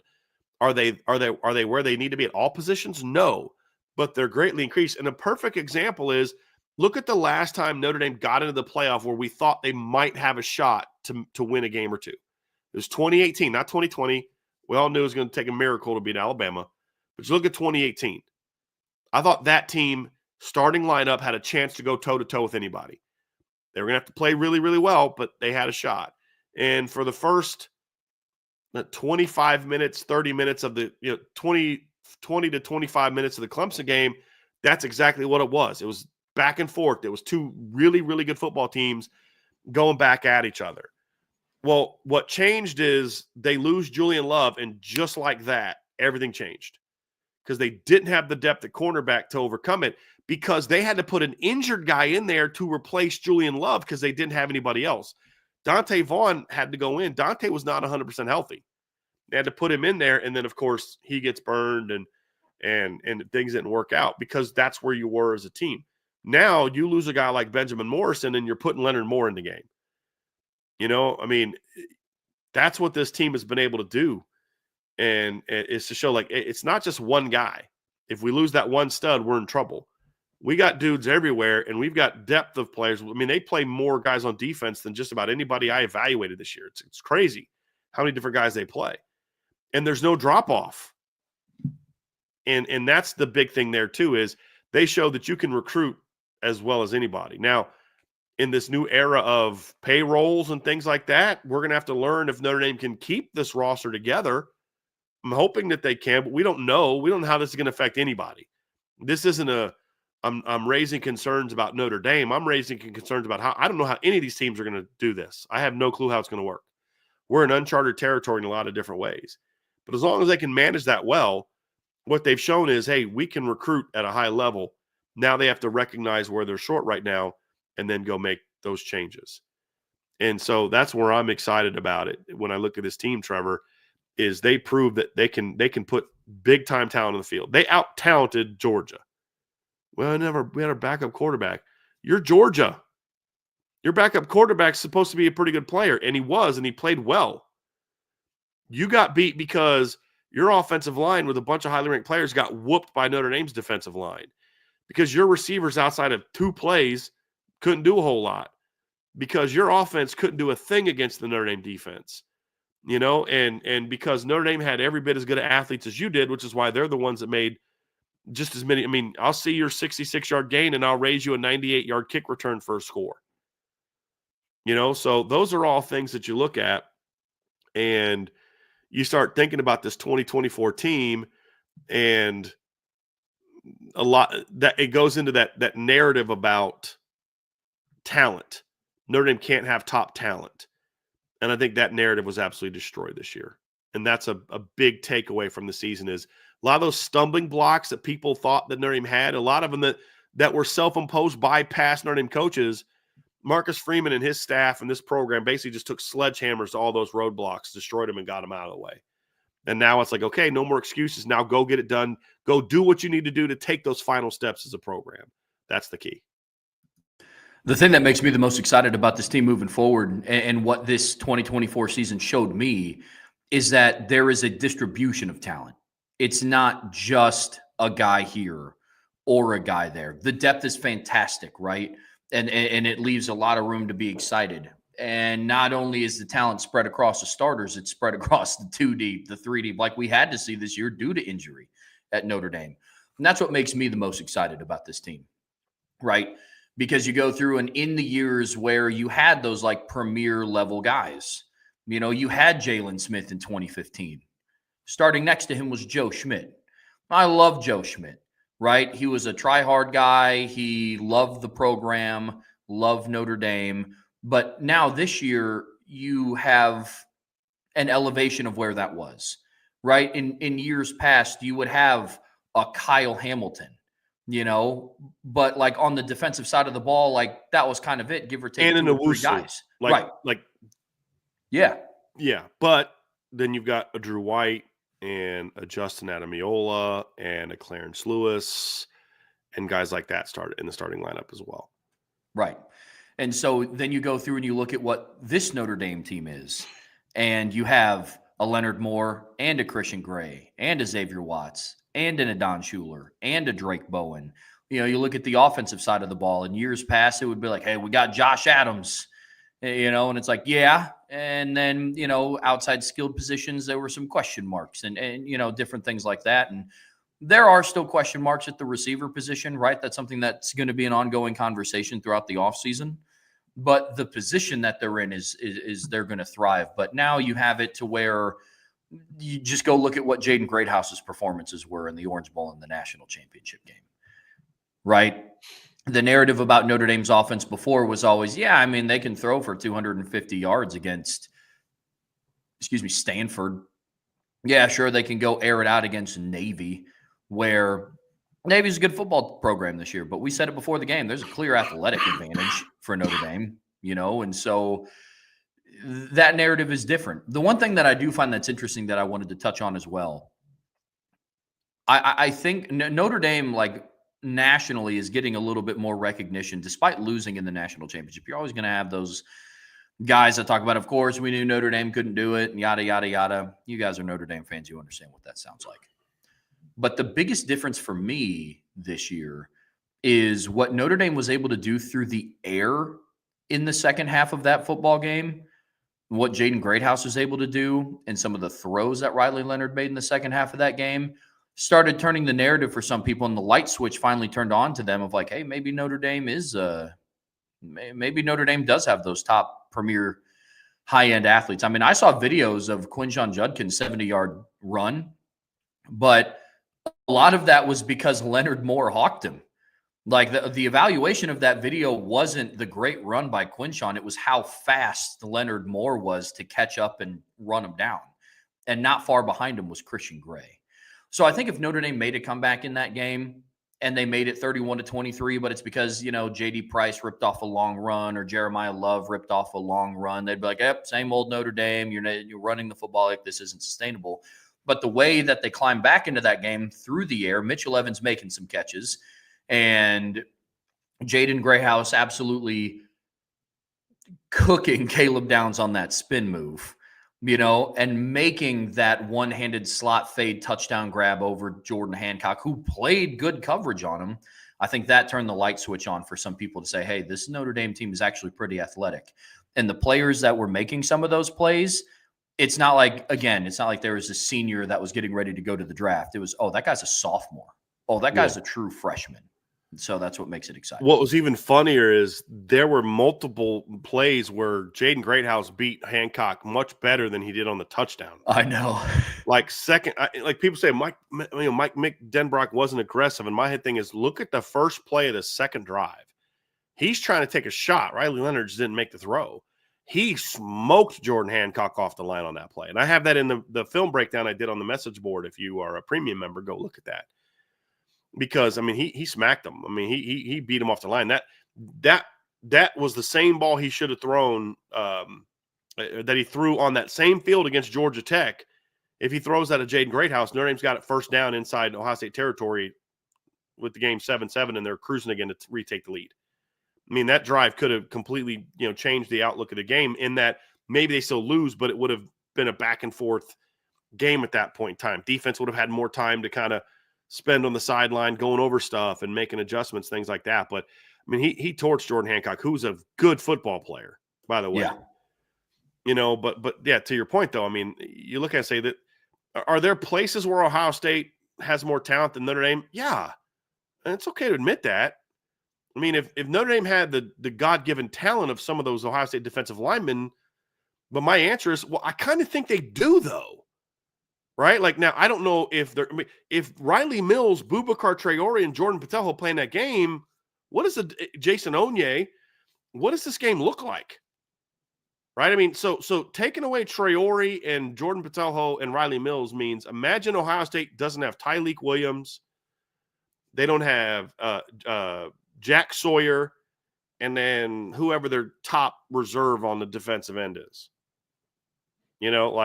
Take that away, and what does that first drive look like? Notre Dame went right down the field on Ohio State early with all those guys playing. And then Ohio State also then has to play that game without Denzel Burke, their equivalent of Benjamin Morrison. And so that's the point is the talent's got to get better at certain spots, because there were certain spots when you lost a guy and you weren't as good there when you lost the guy. The problem for Notre Dame is they didn't just lose a guy. They lost both of their top two Vipers. Right. Not a lot of teams are going to lose their top two edge rushers by game 5 and still play 11 more games. Right? Like, people keep saying, like, they don't have the talent on D-line. I'm like, you guys do realize 3 of their 4 best defensive linemen didn't play in that game. So now that's another question you got to figure out is the injuries, and we'll talk about that later. But that's the thing, though, Trevor, is this season told us they're not there yet. But holy crap, they're really close. Sorry for being crude, but I'm just trying to make a point. It's kind of for effect. Is this team talent-wise, culture-wise, resources-wise, is a lot further along than maybe even we realized coming into the season. Because honestly, I look back at my predictions and I had fun. I remember we did our playoff predictions. And I said, look, I'm picking Notre Dame to win it all. That's my fun pick. I don't know, what my expectation is. You got to win one. You got to get in and win one. That's the minimum expectation. And then depending who you play, you play two. If I'd have told you all before the season, Notre Dame is going to have all the injuries they have. They're going to lose Northern Illinois. But don't worry, they're going to get to play Georgia in the second round. You'd be like, you know what? That's a great win in the season. And I'm just happy you got there. I'm happy to get there. And hopefully Georgia doesn't beat them too bad. And I said, look, the score is going to be 23-10. You would have all thought Notre Dame would have been the team with 10. I would have. I'm saying y'all. I would have felt the same way. They're going to lose Riley Mills. They're going to lose Boubacar. They're going to lose Jordan Patel. They're going to lose Benjamin Morrison. They're going to lose Ashton Craig. They're going to lose Charles Jagasol. They're going to lose Cooper Flanagan.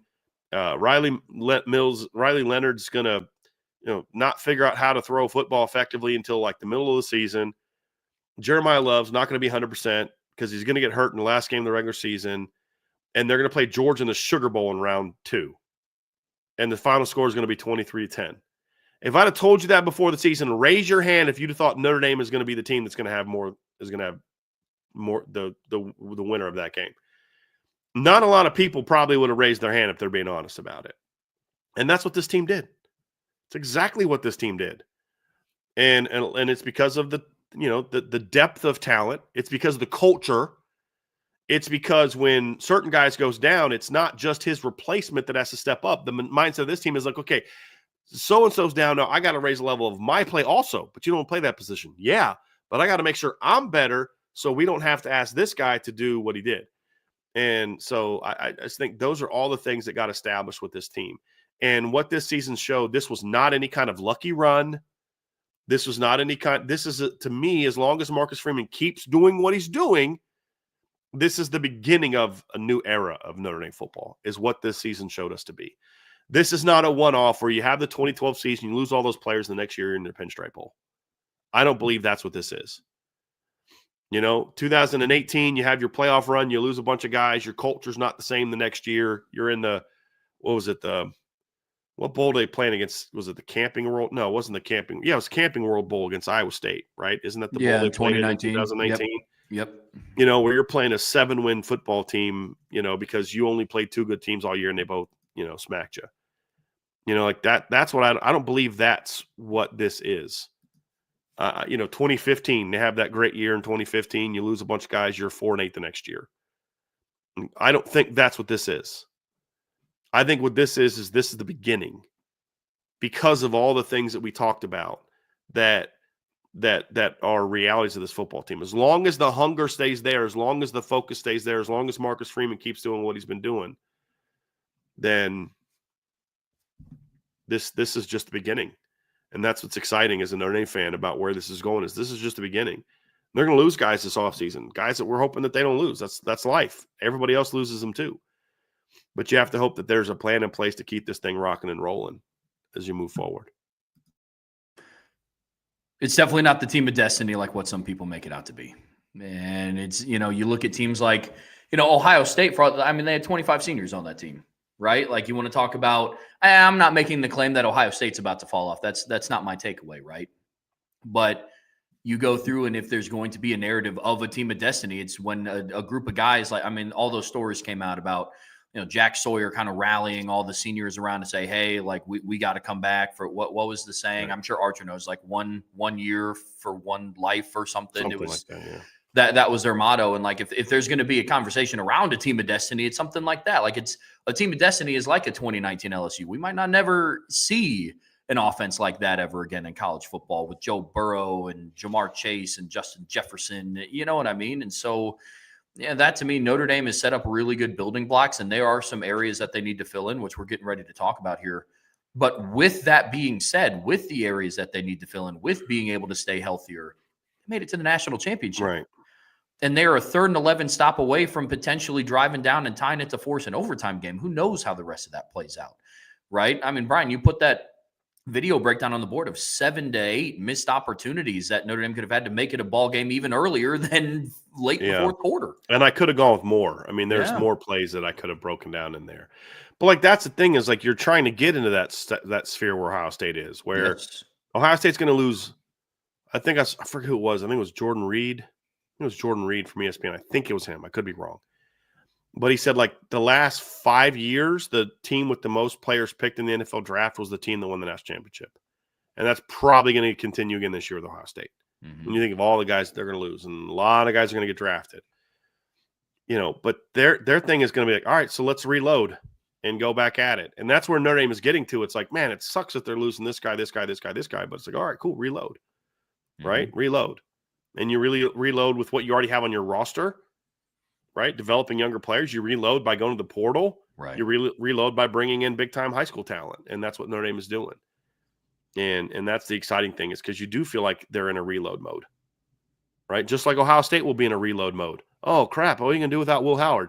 Put in Julian Sayin and hope that he's the next guy. I mean, that's what Notre Dame's going to be doing with CJ Carr, right? Oh, you're going to lose, Travion and Quinshon Judkins probably. Okay, what are you going to do? Okay, you James Peoples going to be a dude. You got a really good freshman coming in. You go to the portal and get a top running back, just like you did with Quinshon. I mean, you lose a Mecca. Well, what are you going to do? Put in Brandon Ennis, you know what I mean, and let him ball out. And that's what the best teams do, is they go get the top players, and when guys leave, that next in line guy is ready to step up. And that's what Ohio State's going to do next year, and that's what Notre Dame's going to do next year. And I'm looking forward to watching that climb. But that's what's different about this, is this whole thing about this is a lucky run and it was a magical year. Yeah. There's no doubt it was a magical year, but it was an earned season as well, a very hard-earned season as well.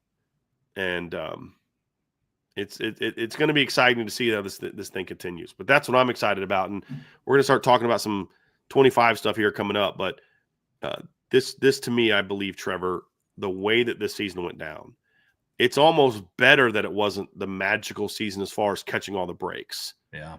Because, this is a lot of years where you got a lot of scars from this season. And you learn, they're going to heal, but you learn from those scars, right? I mean, it's like, okay, like you got cut there, got cut there, got cut there. Those things heal, and here's what we're going to learn from it, and we're going to build on this, and we're going to become stronger to make sure that we don't put ourselves in that situation again. But what you also learn from it is that you can take that punishment. You can take those blows. You can take those, shots or whatever the case may be, and still keep fighting and still go through, right? You're a boxer. You're bloodied. You're battered. You got cut over your right eye. You got your nose busted. You sprained your wrist hitting a guy in the ribs. You're bloodied and battered, but you know what? I'm coming back out fighting. And you got to earn that win and knock a guy out in the 12th round. You had to earn that win. It wasn't easy. You go out there and play some bum. You weren't fighting Glass Joe. You know what I'm saying? Like you were in the later rounds. You know what I mean? You're going against Mike Tyson and Sandman and, all those kind of guys, right? So I just dated myself big time with the Mike Tyson punch-out reference there. But that's the thing we learned, is this team doesn't need everything to break their way to be one of the best teams in college football. Now, next year is going to be about proving that what we are saying is accurate, that it is sustainable. But I believe what we saw this season and how they got there, that this is the beginning of Notre Dame being a team that every year, like, okay, how far is Notre Dame going to go? How deep can Notre Dame go this year? Where they're the team like Texas, like Ohio State, I get being ranked. I still don't understand why everybody's just assuming Texas is going to be a top 2 to 3 team next year with all they're losing. It's because of Arch. I'm like, okay, well, whatever. But I want Notre Dame to be in that position. And I think they're starting to get that reputation. Now you've got to go show next year that it's warranted. And that's what I'm excited about. Well, look, guys, that's going to do it for our kind of look back on the 2024 season. And it's time to start turning the page over to 2025 and talk about what that means and what this team and what this program needs to do to address it and to close that gap, because they're getting close, like what we've talked about. But listen, guys, before we get there, make sure to hit that like button, hit that subscribe button, hit that notification bell, and share this podcast with your friends and family. Anybody that loves Notre Dame and college football as much as you guys do. And as always, the best way to support what we do here is subscribe to the premium message boards at boards.irishbreakdown.com. All right, Brian, the last thing that we're going to talk about here today is we're going to start previewing 2025, high level. And what does this team need to do? What does the offense need to do? And what does the defense need to do to continue that run, right? Because we both believe, along with several others, that 2024 laid a good foundation of what this team is going to do. 2024 is going to be a year that we look back on and say, hey, this team helped change the trajectory of this program for the better. So what do you do in 2025 to continue that, right? And we kind of broke everything down. And at first, we're going to start with the team level. As a full football program, what does Notre Dame need to do in order to continue this run and remain in the upper echelon of college football, Brian? So where do we start here?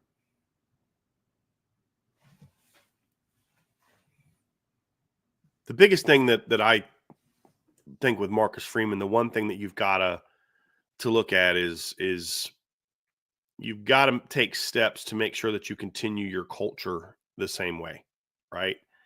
that your program remains hungry, that you look at the loss and say, guys, we did not achieve our goals this season. Was it a great year? Is there a lot to be proud of? Because like that's a bounce you don't want to just be like, hey, we didn't win championships, so F it. It doesn't matter. You accomplished a lot of great things this year, and there's a lot to be proud of, while still saying, but we're hungry because we didn't get where we wanted to get to. We did not achieve the ultimate goal. We got there. We got a taste of it, but we didn't get it done. We didn't do what we needed to do. And this is the first time I believe that Notre Dame has ever had a lead in a playoff, in a championship game. It never had a lead against Bama, in 2012. Since the last time they won, they never had even, you had some in the playoffs this year, but like on the stage where it's like you were playing a team on your level. Never had a lead against Clemson in 2018. Never had a lead against Bama in 2020. You go right down the field and you take an early lead. And you taste that, and then to have it end the way that it ended. So, how do you enhance the culture and stay hungry?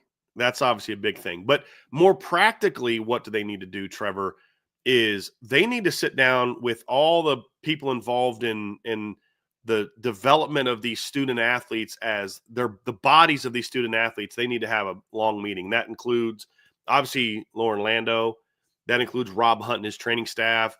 That includes, I don't know the guy's name, but there's the guy that's like a head of for the school, the head of all the strength conditioning type of thing. I forget his name, but he's the guy that Marcus Freeman leaned on for Lauren Lando, and him, and then also Brian Radigan and all the medical staff, like the doctors, the surgeons, and people like that.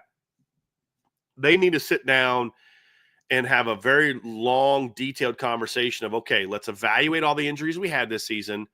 And let's see if we can kind of get to some roots as to what may have caused some of these injuries. And you may get to the point where it's like, it just was bad luck. But if you're going to have that opinion, and this isn't about blaming people, because if you start looking to blame people, then people are going to start getting defensive, and they're going to start giving you things about like, well, hold on a second. We did a lot. No, guys, we did a lot of good things this year, but can we make it better? Can we make their body stronger? Can we make their mind stronger? And look, we did have a high number of season-ending injuries. Let's try and figure out why. Is there something in our preparation? Is there something in our strength program? Is there something we're missing in our stretching program? Is there something we're missing in our nutrition program? Is there something, from an equipment-related standpoint? You look at all these different things, and you have to ask yourself, what led to them? And some of them you're going to be like, okay, that was a bad luck. Like Ashton Craig going down. It's just bad luck. Got rolled up on. Rocco just got rolled up on by Pat Coogan on a muffed play. And some of them you're like, yeah, but we had a lot of like non-contact knee injuries. Why? And try and find that out. And maybe the surgeon say, well, look, when we went in there, we noticed this pattern, or who knows? I'm not a medical person, but I'm saying like that's what, and I'm pretty sure Marcus Freeman will tell you he's not also, which is why you need to bring all those people in, because you cannot keep going through this, because you're always going to come up just short. And we're always going to be having well, what if they still had this guy, and this guy? Injuries are a part of the game. You're going to have guys get injured. Ohio State had guys out. But Notre Dame had an abnormally high number of guys out this year, in my opinion. And most of them didn't happen late in the season. You had the one to Anthony Knapp late in the year, but Riley Mills is also kind of I'm thinking if it's wear and tear of the season, it's a lot of shoulders, a lot of muscles, a lot of neck, a lot of back. Those are things that I would think are more wear and tear. You're playing 15, 16, more concussions. They didn't have that. It's knees and ankles. And why is that? Maybe it's bad luck. But you need to make sure that you've gone through the entire program with all the people involved. And we're going to sit down and have a very long talk about what can we do better to try to limit some of these injuries and make sure that we can stay healthier throughout the season. And everything's on the table, including things we as coaches do, right? So you may say, hey, look, coach, we think you need to ramp up some of the work during the week of practice because you're not getting enough work, which is they're not ready for this. Or maybe it's tamped down a little bit of it. Maybe add 20 minutes onto your practice schedule, but give them more time in between breathers, or maybe take some more time away, work this way, Everything is on the table, from what the strength coach is doing, from what the training staff is doing, from what the nutrition staff is doing, to what the coaches are doing and how they practice. Like when you have as many injuries at receiver that Notre Dame had in 2023, and they're all very similar, hamstrings, quads, that's not just a strength and conditioning problem, because it's not happening with corners and safeties. If it was a strength conditioning program, it'd be happening at running back, receiver, corner, and safety. It just happened at receiver. So what's the problem? Well, there's something being done on a day-to-day basis with the receivers coach that's not properly getting his unit warmed up and loose and stretched out, or you're overworking them, or there's all types of things that can happen. You've got to figure out what you're doing at receiver to why that's the case. And so I think that, to me, is a big thing they need to do this offseason, is figure out, why did we have this? What can we do to fix it while not losing our toughness, our endurance, our conditioning, and the things that gave us an edge? That's a big, big team priority, because what we're doing here is we're looking at what are the biggest priorities for 2025 to get to that next level, and making sure that you've properly addressed the injury thing is going to be a big part of it. And you're a coach who says challenge everything. That should include this. But bring in the people if you don't feel you're expert enough, and I wouldn't if I was in Marcus Freeman's shoes. As coaches, we only know so much of this, right? We only know so much of these things. We have to rely on people that are experts in their field to help us guide through that, and you've got to bring them in and make sure that they're part of that in a way that we're saying, hey, guys, we're all working towards the same goal. This isn't blaming anybody. This is about, what are some things we can do? Let's offer suggestions to each other. Let's do the research, do the homework to figure out how we can make this better. And that's a huge priority for me this offseason, and it's got to start now. Yeah, at the end of the day, all cards are on the table, right? Like, it's one of those where no suggestion's a bad suggestion. There's no avenue. There's no stone left unturned. Because for as much as we praise Notre Dame for their resiliency in 2024 about being able to overcome those injuries, you don't want to have to continually put that to the test every single year, right? Because there is still some truth. Bryan, you talked about it. What if Riley Mills is healthy for Ohio State? What if Benjamin Morrison is healthy for Ohio State? What if Boubacar Traore is healthy for Ohio State? Right. You don't want to put yourself in that position. You don't want to put yourself in that position as a program to find out every single year if your team can continuously overcome those. Now, through that, we got to find out that Notre Dame is as deep talent-wise as what we believed it to be. But if I had a personal preference, as I'm sure Marcus Freeman and his staff do, I'm sure that they don't want to continually find that out because their starters keep getting hurt. You know what I mean? And so, yes, there is no stone to be left unturned. There is no avenue that they shouldn't explore in order to continually improve the overall health of this team. Right. And even things like playing surface, like somebody in the chat just said, well, look, they had 3 season-ending knee injuries against Purdue, so it's not the playing surface. Maybe that's true, but you also have to look, okay, but did they practice on grass all week? You know, sometimes it's the wear and tear of playing on turf then could lead, and it was going to happen that week no matter where you played, because I don't know any of that stuff, right? I mean, that's the thing is, but to his point, you know, I know Notre Dame spent a lot of time in fall camp practicing on grass. They have a grass field out there that they practice on because two of their first 3 games were on grass. So, okay, what's the condition of that practice field? What's the condition of this practice field? All of that needs to be explored, because you can't just say, well, it's field turf, because as the person in the chat just pointed out, some of these injuries happened on grass. Right, Rocco's injury in the first injury in the playoff happened on field turf, but he got re-injured on grass. Right, I mean, Anthony Knapp got injured on a grass field, so you have to have all of it on the table and figure out some answers so that this doesn't happen again. And some of it too. And look, Bryan, I think you said it perfectly about how it's beyond some people's level of expertise. I have the privilege of being married to an occupational therapist, and so I do get to talk to her about some of these things from time to time. And she said that sometimes it's as simple as when the team's going through warmups, what you're doing in preparation within those games. Like, it could be something as simple as, hey, are you doing the proper stretches? Right. Are you doing those stretches to the fullest of what they're supposed to do? Because, like, you know, sometimes and the timing of when they happen, from when you end stretch to when the kickoff happens. Right. is what's happening in between? Yes, correct. Right. So she brought that to light about, because there's, Notre Dame in college had a high level of injuries this season, but we watch football all the time, and there's like NFL teams that are experiencing a stupid amount of injuries. Like the Lions had like 20 starters or 20 players out on like defense alone or something crazy. And we were just talking about it at dinner one night, and I was bringing up a lot of the points that Bryan was, hey, what's the practice schedule looking like? And are they getting too much wear and tear throughout the week? Are they not getting enough? So it's like a culture shock to the body in games. And she's like, could be.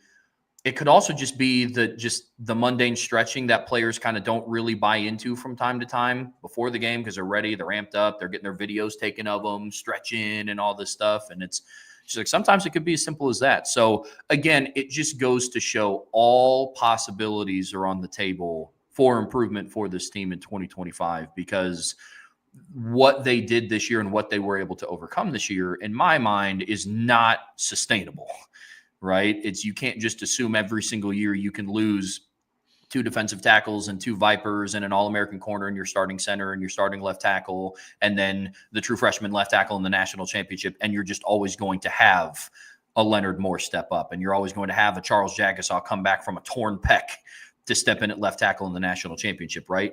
Obviously, as a program, you want to continue to recruit at that high level, but you don't always want to bank on it. And so overall improvement of health, definitely top of mind, Bryan. I'm with you there. Another one to me is staff continuity as much as possible. I think you have to balance the notion of, yes, you always want to be helping your staff get opportunities, and sometimes you need to improve. There's areas to improve on your staff. Maybe you can get better somewhere, with also trying to make sure you're not completely overhauling your staff this offseason. And that can be a challenge at times. Now, what's wild is there was not a lot of turnover in college football this year from a coaching standpoint. And part of that is because the last 2 years there was a ton. The other part is because a lot of these schools are gearing up for the fact that they're going to have $20+ million payrolls that they got to meet next year for student athletes. And so the notion of doing a bunch of buyouts for, assistant coaches and coordinators and head coaches and that kind of stuff, I think factored in as well. We've heard from a lot of people that, one of the reasons that Florida didn't move on from Billy Napier, part of it was the job he did, but part of it was they didn't want to have to pay all the money, because he's got his buyout plus all your coordinators. That's going to add another $10 million in buyouts and those type of things. That stuff factored in. So there's not a ton of jobs out there. And because Notre Dame made such a deep run, most schools have kind of already made their hires. I don't know if there's any head coaching jobs that are still open. I think that they've all been filled. Trev, I think all the... That sounds right. Yeah. I'm going to actually type this up. Coaching changes for 2025. But I believe that all the coaching changes have happened. I don't think that there's any open jobs anymore. I'm looking at it. Looks like Washington State, did they hire a new coach? Because this is the only one that looks like that they is a little different. So I'm trying to find that one now. Actually, I don't know that one's it. But there's a lot of jobs that no, Washington, they hired one of the 1AA guys, FCS guys. So it looks like all the jobs have been filled, as far as I can tell. But the reality is that could help you for a year. Maybe it'll be a little bit of a blessing but then the other thing is there's going to be a lot of NFL jobs coming open that they're going to be looking at Notre Dame guys. Is Al Golden going to want to take some guys with them from the Notre Dame staff to Cincinnati? I don't know. Are there going to be NFL teams looking at Mike Mickens and Al Washington and Max Bulla and Joe Rudolph and Mike Brown and Dylan McCullough, for sure, Dylan McCullough. So you got to try to be proactive if you're Marcus Freeman to say, hey, listen, with my top guys, I want you guys to stay here. Here's what I'm going to try to do for you, et cetera, et cetera, et cetera. And one of the things that Marcus Freeman did in his negotiation for a new contract was also getting more money for his coach's assistant pool, was also something that he pushed for in his, as part of his renegotiation was, I need a bigger, because the way it works is it's not necessarily like, hey, I need $2.5 million for the D coordinator job. It's more of, I need X amount of millions for my staff to be able to pull my staff. Now, there's sometimes where like I've tapped out and somebody's reaching out to one of my coaches and I need an extra $500,000 or $1 million to keep them here. You can have that conversation with your AD, but usually it's like, hey, here's, you've got a $15 million budget for coaching staff, where before it was 11, but part of the negotiation is I want more. Those are things that you'll do as well. Like that's something that there was a report out that Deion Sanders went to Colorado and asked them for more money for NIL and his assistant coach's pool. And there was some pushback from Colorado, according to the report. But those things are all there that I look at, Trev, and say, you'll have to do the best you can to try to keep this staff together because you've got some outstanding coaches. If you're not going to promote Mike Mickens, you better freaking darn sure make sure that you do whatever you need to do to make sure he's happy and you keep him here. Because you can't afford to lose him. You can't afford to lose Dylan McCullough. You can't afford to lose. Now, I don't know that Mike Denbrock's going to go anywhere, but you need to keep him rolling. You've got to do the best you can to keep this staff in place as best you can, while also not being afraid to make changes if there's ways that you can get better. That can be a hard balancing act for a head coach. As I want staff continuity, that's important, but we need to get better here. Sometimes that's, well, let's give him some help. Let's go get a GA or an analyst that now that the analyst can be on the job, let me go get an analyst that can help. And I'll just use them as an example. Like, let's just say, you're like, hey, we really feel like we need to get better at something along the defensive line. So I love the job Al Washington's doing if you're Marcus Freeman, but I think we can help him by going out and hiring an analyst that's got some experience that maybe Al can focus more on this position group and that guy can help him here, or you bring in someone who can maybe help with some advanced scouting or what. There's all things you do. It's not always getting rid of a coach that helps improvement. Sometimes it's like, hey, we need you to do a better job with this. I need you to do a better job with that. Hey, what resources do you not have that you think you need to do your job even better? And that's what you go out and do. And that's what Marcus Freeman's got to do is enhancing the staff while also fighting for proper continuity. I guess that's a way of putting it, proper continuity. Because you don't just bring a guy back just because you had a good season. Sometimes it's like, look, man, we did a nice job. We appreciate you, but maybe you might want to go find another job because we need to improve there. I'm not saying that there's anywhere where Marcus Freeman feels that way. I'm saying this is the time of year where those kind of decisions have to get made.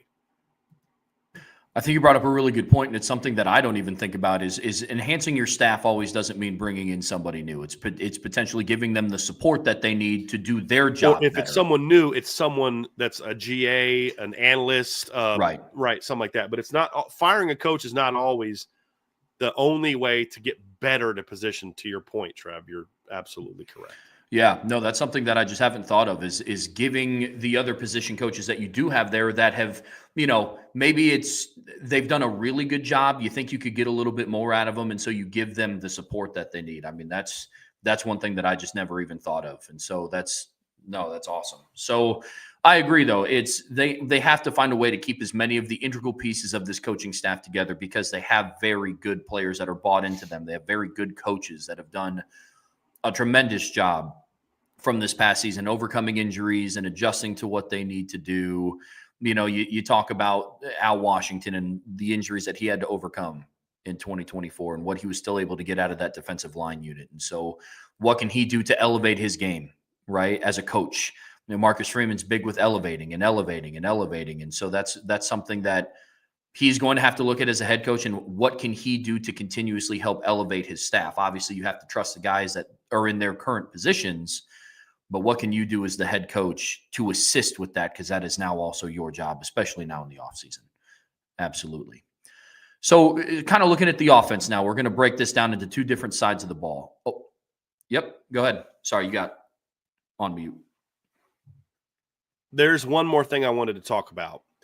One thing that I think as a team they need to look at more for next year is Notre Dame, and I don't know if this is just an offensive thing or a defensive thing, but they've got to start better.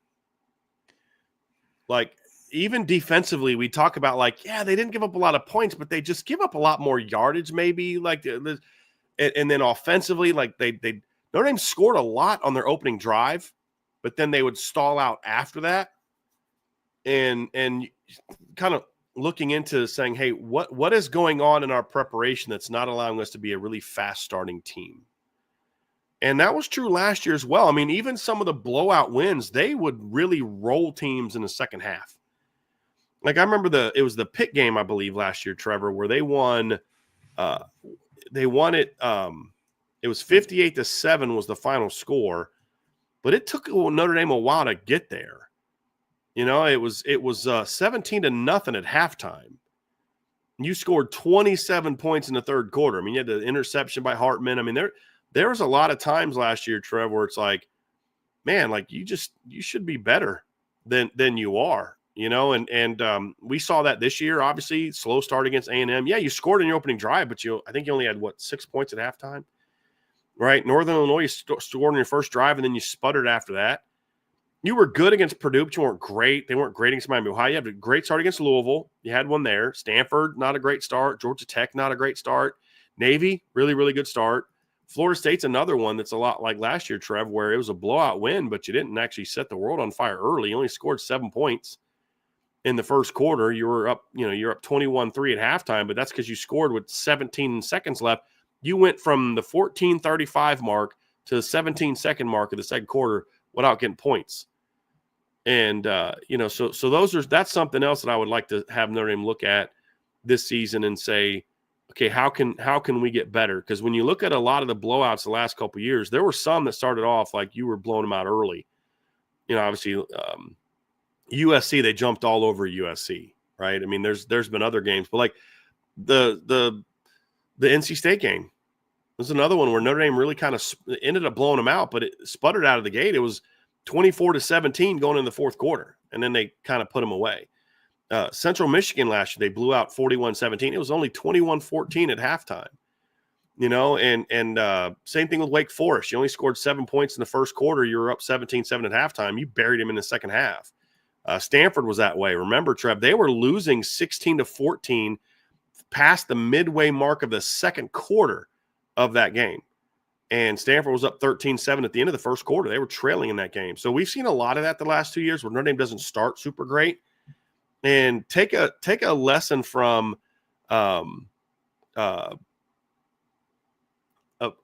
you saw from Ohio State this year. One of the things that benefited them in the playoffs, they just jumped all over people. You know, that's a big thing. Big thing. Yeah, and it's weird for a program that preaches consistency. You know what I'm saying? Like the offense is able to start out well on the opening possession, but it's what happens after the next 2 or 3 drives after that. For me, when I look at it, and this is on both sides of the ball, really this is more specific to the offense. Starting fast better, absolutely, but it's just you have to eliminate the droughts. It can't be one or the other. You know what I mean? Mm-hmm. And I think that's what was frustrating to watch this offense on, really over the last couple of years. You know, you think about Duke. They drove right down the field and scored on their first possession against Duke. Then they didn't score again until the fourth quarter. You know, you look at all the things that happened this year with Notre Dame's offense. They come out, they drive right down the field, and it's like, they might 50 ball this team. Right. And then they end up scoring 35 points because it's just from what happens from midway through the first quarter to midway through the third quarters, it's just not – execution's bad. There's procedural penalties. Right. It's, because you look at how Notre Dame dominated the middle eight, right? Well, when that doesn't happen, you struggle. That didn't happen against Ohio State. And, you struggled because that was the one game where they won that battle. Right. And so you can't always rely on that one little stretch of games. It's important to dominate that area, but you've got to start better to me. And they're not far off. They're not bad at it. It's just there's better. There's just better. Yeah, absolutely. Absolutely. Definitely needs to be more consistent. The fast starts need to be more consistent. Plus, that would make our job a heck of a lot easier when we're doing Upon Further Review and Keys to Victory Revisited when we talk about the fast starts that are needed. So I'm with you. So flipping gears now over to the offense in 2025. Right? The biggest priorities for this group specifically, you have Mike Denbrock going into his second year. and all the things that that's going to entail. You're going to have a new look under center at quarterback, no matter who it is. And don't worry, guys, we're going to have a lot of conversation about the quarterback competition going on in South Bend, really up until we know who they roll out there on August 30th against Miami. But with that being said, Bryan, when you start talking about the biggest priorities for the offense in 2025, where do you start and where do you start looking at? I mean, there's so many different ways you can go, Trev. I'm going to start and we're going to kind of build on it. But the biggest thing as far as looking ahead to the biggest priorities in 2025, it's quarterback. And it's not about getting quarterback better or you weren't good enough there. It's just the guy that your offense was built around is gone. So you've got to still be good there. How do you do that? Well, you're going to have a quarterback competition there. How do you do that the right way? Like that, those are all things that, like, the way the quarterback battle goes is going to go a long way towards determining who your team is going to be, not just from a player standpoint, but from a culture standpoint, from a camaraderie standpoint, from a buy-in standpoint. And that's going to be a big part of what Notre Dame is going to be doing here, Trev, is yes, you've got to find who your quarterback is going to be. Yes, you have to build around your quarterback, but if you don't, like, here's an example, perfect example. Everybody knows that I think either CJ or Kenny should be the starting quarterback, right? That's my opinion. However, you have a kid in number 18, Steve Angeli, that is very well respected in that locker room. If the process goes through and let's say Steve is out playing Kenny and CJ every day, he's out playing them every day, but you've determined that our future's brighter with Kenny or CJ, you run the risk of potentially alienating your locker room if you never give Steve a real opportunity to win the job. So you've got to make sure that you understand things. Like, that's an example of what we're talking about, right? Is yes, you have to have the best guy win, but if you don't do it the right way, you can create locker room issues. That's my point. Now, if Steve goes out there and is given a legitimate opportunity and he gets beat out by Kenny or CJ, the locker room will feel bad for Steve, but they'll respect the decision. Sure. And we talked about this when Sam Hartman came in, why you needed to let there be a real battle, because we all know who the starting quarterback is going to be. But if there's a perception of there not being a real battle, then there may not be the same level of buy-in with that. And so you just have to be very careful with how you go about it. At the same time, if you just put the veteran in the lineup, even one that's respected, but everybody knows that the guy that's the better player, the guy that outplayed him, let's say the flip side of the example I use with Steve, let's say you just put Steve in there because he's the veteran and he's played more, but the players are like, yeah, but that's the guy right there. Like, 8's the guy or 12's the guy. You're starting a guy that's not as good. You're hurting us. You also run the risk of having issues in the locker room. So those are all aspects of it that you have to be careful, whichever direction it goes. And I wanted to use both of those examples because this isn't and I wanted to use Steve not getting the fair shot first because people know my opinion on who I think the quarterback should be. But if you don't handle it the right way, then you're going to run the risk of alienating your locker room. So you've got a double duty here of finding the right guy that doesn't just give you the best chance to win against Miami in the opener, but the guy that gives you the best chance to be good by the time you get to November and into the playoff. And that's what this offseason is going to be tasked with. And there's a lot of different ways that you can get to that point. But I think that's got to be priority number one, is picking who the leader of your offense is going to be. Maybe that gets decided in the spring. Maybe it doesn't get decided until the fall. My guess would be is it won't get decided until sometime in the fall. But the process is going to be important. It's going to be very important. Well, it goes back to the conversation that we had surrounding the offensive line coach at the start of the show, right? It's the process of how you get there has to be evaluated equally amongst Steve, Kenny, and CJ, right? And that's going to be the most important task. I'm aligned with you there that's what it has to be, because as a coach, as an offensive coaching staff, that's tough, right? I mean, to be able to balance what Steve means to the locker room, but also building upon your program for the future. Because I'm aligned with you and with a couple of other IB staff members. I think the future is 8 or 12. You know what I mean? But with that being said, I also believe that I want whoever rolls out there on August 30th to be the person who gives Notre Dame the best chance to be competing in November. Who won it, right? If 18 outplays those guys every single day, then you play 18. I mean, again, I think it's 8 or 12, but that's the whole point. And if the players don't think that the guy that played the best is the guy, you can lose your locker room, especially a quarterback. Right. Especially a quarterback. Right. And the next thing that I'm going to be looking on here, and this is to build off, the quarterback play and enhancing, there has to be where the quarterback play for me needs to elevate is the level of consistency at quarterback. Not of who it is, but their play specifically. Whoever it is, whether that's Steve, Kenny, CJ, right, moving forward. I mean, down the road, whether it's, Noah Grubbs or, you know what I mean? The level of consistent play has to be there. Because what we've seen over the last couple seasons with Notre Dame quarterbacks is the good is really good and the downside's pretty down, right? And we see it over the course of season. Sometimes you see it over the course of games. You go through, you break down Riley Leonard's play in the national championship. He looked like a completely different quarterback in the second half, passing game-wise, right? You go through and you look at Sam Hartman at times.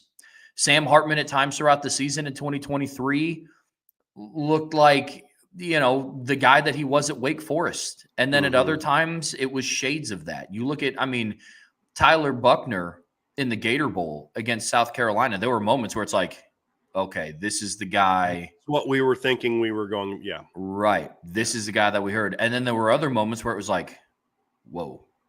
You know what I mean? And so for me, the elevation of quarterback play is, yes, more of a downfield passing game, more willingness to take the shots downfield, but it's also you need to be able to have a level of consistency. For that being one of the pinnacles of what your culture and what your identity is and the gold standard and all this other stuff, there are things where consistency needs addressed. Going back to the team thing, if you're going to start fast as an offense, you have to then be consistent, remain fast. It can't be, hey, we scored on the first possession, check back in with us at the 7:30 mark of the third quarter. We're going to start rolling points on the board. At quarterback, it can't be, hey, third and fourth quarter, Leonard was lights out. First half, You know what I mean? And so that's, to me, it's stepping up the level of consistency at quarterback play falls in line with the elevation of the play of the position. Well, it goes back to one of the team things too, Trev, is you look at a lot of those games, they didn't start well. A lot of it came down to the quarterback didn't play well and the offensive line didn't play well. Those are tone-setting positions. And when your tone-setting positions aren't playing well early, that's going to be a problem. And it was true each of the last 2 years. So something you're going to have to address. And then the next thing is obviously, and this is kind of the quarterback's going to be part of it, but it's much beyond that, is you've got to enhance the pass game. And this involves a lot of different things. It doesn't mean, okay, you've got to go out and find 87,000, new pass schemes and wrinkles to do. It's just about improving your overall operation. It's getting the right players in place. It's tailoring what you're going to do to fit this specific group of players.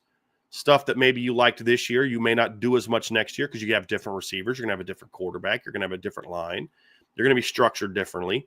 There also are some things that you need to do better now in year 2 of the Mike Denbrock era. I mean, if you look at the jump Jaden Daniels made in year 1 under Mike Denbrock to year 2 under Mike Denbrock, if you look at the jump that the receivers made in year 1 of Mike Denbrock to year 2 of Mike Denbrock, big part of that is this guys just had a much greater understanding of kind of what they were doing. I mean, Jaden Daniels in his first year under Mike Denbrock, 68% completion percentage, 2,900 passing yards. As a team, they passed for 3,700 because Jaden got banged up a couple times, and then of course Garrett Nussmeier came in at other times. But as a team, they averaged 7.9 yards per attempt, 23 touchdowns and 7 picks. And the next year with and their leading receivers were, you had Malik Neighbors, you had Keyshawn Boutte, Mason Taylor, Jere Jenkins, Brian Thomas, Kyron Lacey. Go out the next year, your leading receivers are Malik Neighbors, Brian Thomas, Kyron Lacey, Mason Taylor, Chris Hill, right? A lot of same names.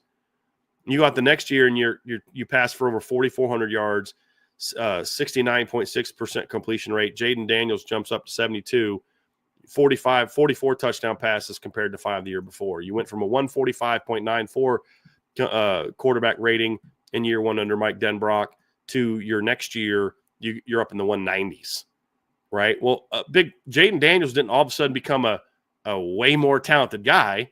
There was a much better understanding of the system.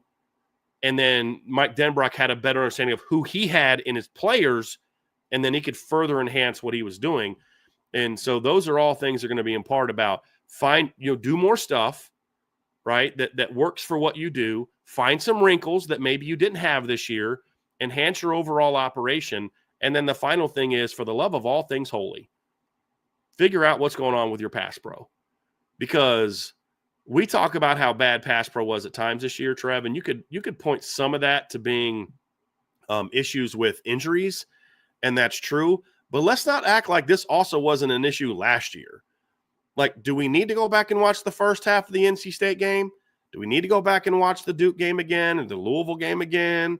There were the Clemson game again. There were plenty of times last year when protecting the quarterback was a problem with Joe Walt and Blake Fisher on your team, right? There's a disconnect here that's preventing your quarterbacks from having the time to throw that you should be having when you consider the talent that they have.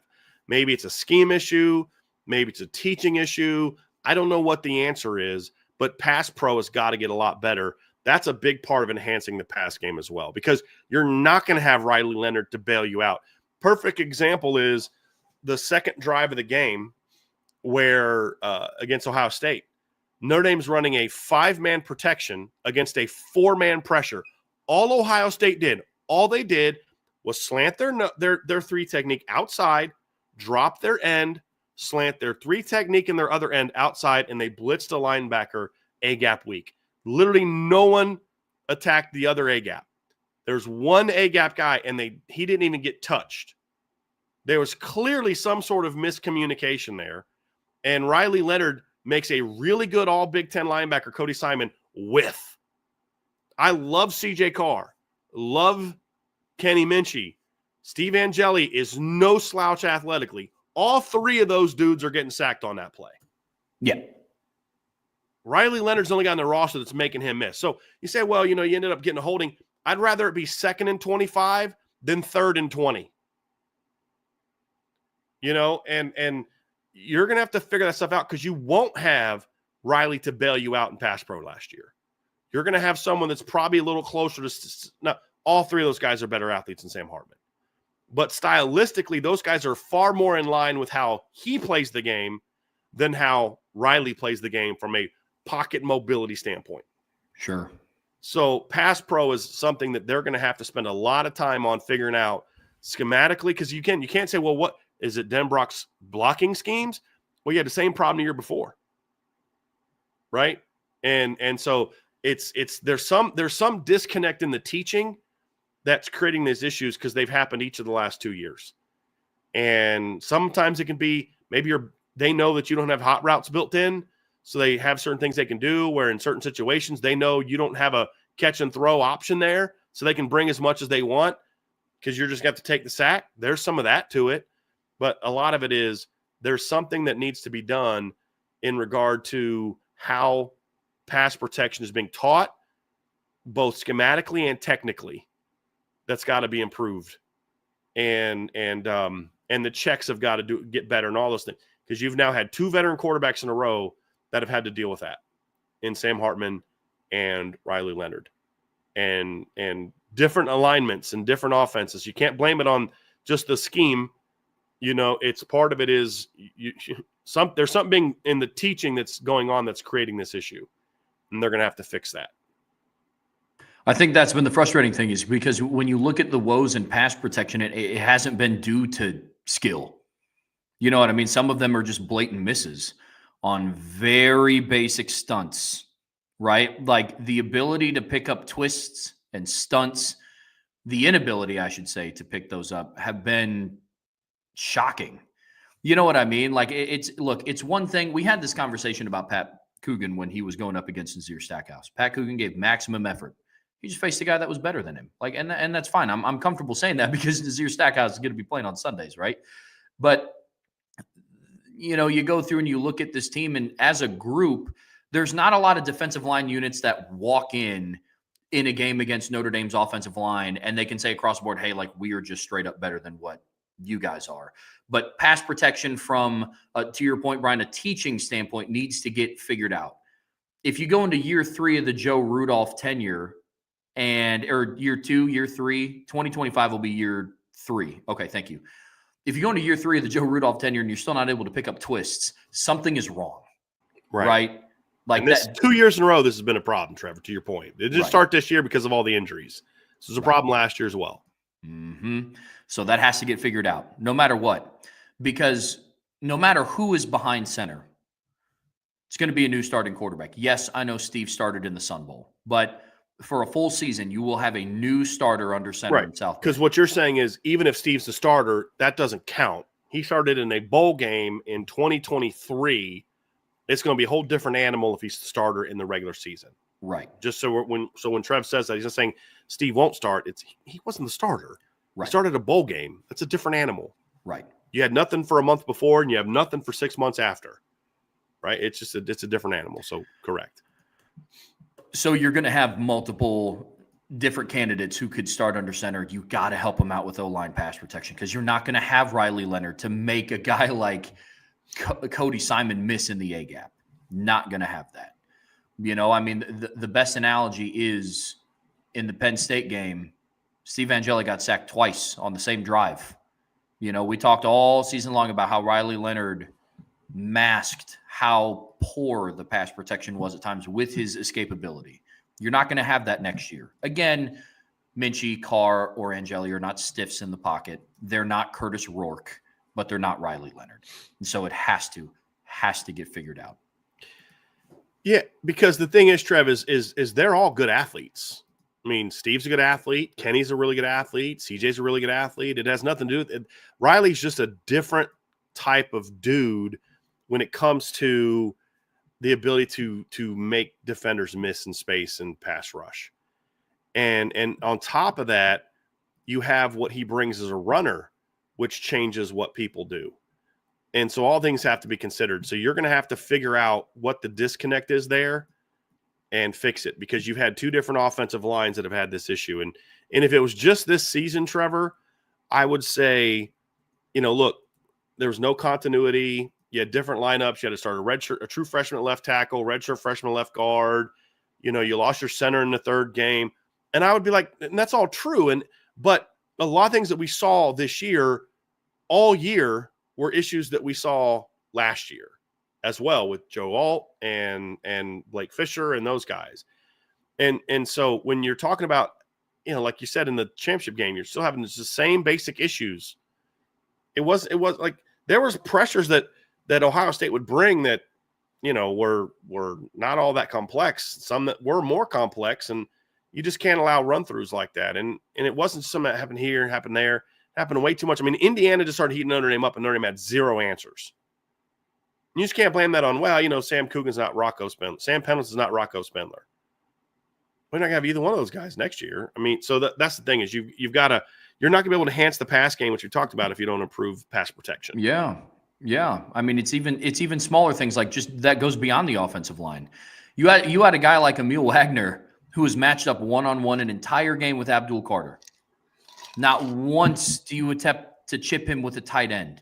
Not once do you give him additional support. Like those things need figured out, but it does start at the offensive line. You did bring up a good point about how you're not going to have Riley Leonard as, of course. You brought up a really good point, Brian, around the run game with Riley Leonard, and that's going to be an element that Notre Dame isn't going to have in 2025 at the quarterback position.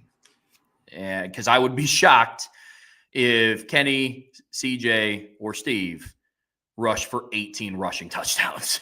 You know what I mean? And so there is going to be a run game shift for Notre Dame in the 2025 season. And it starts to beg questions of what is that going to look like now, right? From a personnel grouping standpoint, from a personnel grouping standpoint. So, Bryan, kind of walk us through. Bryan, for as good as you look today, walk us through, man. Okay, now you're landing on two things. Now I know you're lying. Go ahead, Trev. Sorry, man. No, you're good, man. I was just going to say, just kind of walk us through some of the things that, top priority for Notre Dame. They got helped out a lot this year in the run game. Not because Jadarian Price or Jeremiah Love don't have the ability to, but the run scheme is going to look different because you don't have that threat as a runner from last year to this year. Yeah, I'm kind of excited to see what the run game is going to look like next year. And there's two ways a quarterback can protect the run game. One is be a dynamic runner, like Riley Leonard was. The interesting thing is Notre Dame largely went away from read zone concepts with Riley this year because he wasn't good at it. And there was a play in the Ohio State game where they're running in the zone, and if he gives the ball off to Jeremiah Love, you know what play I'm talking about? And Jeremiah cuts left, and Riley, and it's like, that's why I think they stopped doing read zone, is because I just think Riley, and I've said this before, he had the propensity, he was going to keep it unless you forced him to not keep it, and we've talked about that. Like I said, when I taught read zone, it was give unless, right? And when I taught option, it was give unless. You're going to give that unless this guy does this. With Riley, it was like, I'm keeping unless you give me some reason not to, so, but with him, it was more as a designed runner. They could get extra hats in the box, and we broke down how impactful that was against against Georgia. I did a film breakdown of how impactful it was to get that extra hat in the box in the run game with your lead blocker, so you could use Riley as a runner. You won't have that next year. Well, there's other ways to protect your run game with your quarterback, and that's being more effective with the RPO game, being more effective with your passing game overall, so teams can't load the box as much as they want to on you. Those are all things that your next quarterback is going to have to protect you that way. But I'm also excited to see what the run game looks like when you're giving more touches to Jeremiah Love and Jadarian Price and the running backs, right? I mean, you look at this season, and they both carried the ball a lot because, they played 16 games, but there's a chance both could see a decent jump in production next year, total catches. I mean, Jeremiah Love had 163 carries this season. Jadarian Price had 120 carries this year. You also had a combined 55 carries between Aeneas Williams and Kedron Young. So those are, 280, 50, that's 330 carries this year. Well, Riley Leonard led the team in carries with 184. And if you take away sacks, so let's say 25 sacks, we say 5 of them were on Steve. So let's say add 20. Yeah. So he's right around the same number of carries, as Jeremiah Love when you consider scrambles. And then you probably take out, 30 scrambles. I mean, so he didn't have as many designed runs as Jeremiah Love when you look at it, but he definitely had more than, Jadarian Price. He's kind of in the middle. Well, all those carries are going to get split up between throws and running backs next year. And I'm very curious to see what the run game looks like. You got to line it up differently. You've got to call it differently. You've got to protect the edge differently when you don't have a guy like Riley Leonard in there. So the run game's going to look a lot different next year. Not schematically so much, but structurally and how they protect it. So even if you're like, dude, they're running deuce formation inside zone away from the tight end. That looks just like last year. I get all that, but it's how are you protecting it? Whereas last year they'd have an RPO throw off of it, where they throw a glance, or you'd have, hey, teams are going to defend it this way, so we're going to run counter to it or counter away or whatever to kind of keep team. This year we may get it at it this way. It's going to be a lot different. Some of them will be major differences that we see. Some are going to be minor things that we're going to look at, and it's going to be a lot different because now, and I'm going to have an article about this later today, Trev, where the run game is going to be far more running back centric next year. Now, CJ can do some things with his legs, and Kenny can, but they're going to be more scramblers, keep teams honest with like Drew Aller will pull a read zone and get out the back door because you're just completely overplaying it. Your goal isn't to have him run for 100 yards. Your goal is to have him move the chains and force you to respect it. They can all do that athletically, but at the end of the day, your run game is going to be now 95+% running back driven. And I'm kind of excited to see what that looks like, to be honest with you. I really am. But that's going to be something that's going to be an off-season priority for this staff, is what kind of shift are you making? Because Denbrock still wants to be an 11 personnel guy. You've got to have some answers and the run game out of 11 personnel that are going to look a lot different than you did when you had a mobile quarterback. Right. No, I'm with you, man. I mean, it's going to look really interesting. I think that you could maybe see a tendency to spread out the defense a little bit more and have success on the ground game that way, just because Kenny, CJ, or Steve don't present as much of a threat. Like, to your point, they'll keep you honest, but it is going to be interesting to see how they're utilized, because I think it's – well, because I know you're not going to have the threat of anything designed for Riley. Like, I would be amazed if with 18-8 or 12 they're running QB counter. Like that would be something that I don't think would be in their repertoire in the offensive playbook. Maybe it would be, who knows, but their usage is going to be interesting. I'm going to be interested to see how much they go to 21 personnel potentially next year to add multiple threats onto the field at once. That was something that they didn't really go to this year. Maybe it's because they had already multiple rushing threats on the field at once with Riley at quarterback and whoever in at running back. And so I think all of those wrinkles could be something that would be really, really interesting for what the 2025 rush offense. And again, I do think it goes back to what we talked about with the pass game. I think a lot of it is going to be not based around, because Marcus Freeman is still identity-wise, he's somebody that wants to be able to run the football and stop the run. But I think next year, the success in the passing game is going to be even more monumental to Notre Dame's run game, because they don't have the Riley Leonard at quarterback. Mm-hmm. They don't, if they ever get themselves into a situation like they did against Georgia this year, where teams are just absolutely shutting down Jeremiah Love and Jadarian Price, give or take a couple of carries here and there, you're not going to have a quarterback that's going to rush for 80 yards on 14 carries. They're not going to. So that's going to be that's going to be something that'll be interesting. The success of the pass game, I think, will very much tie into what the success Notre Dame running backs will have in big games. So that's going to be interesting to track. Yeah, absolutely. So, all right, Brian, that's going to – I think one thing, too, is I'm very curious to see what this staff does to try to force the issue with some of these specific weapons in the pass game stepping up.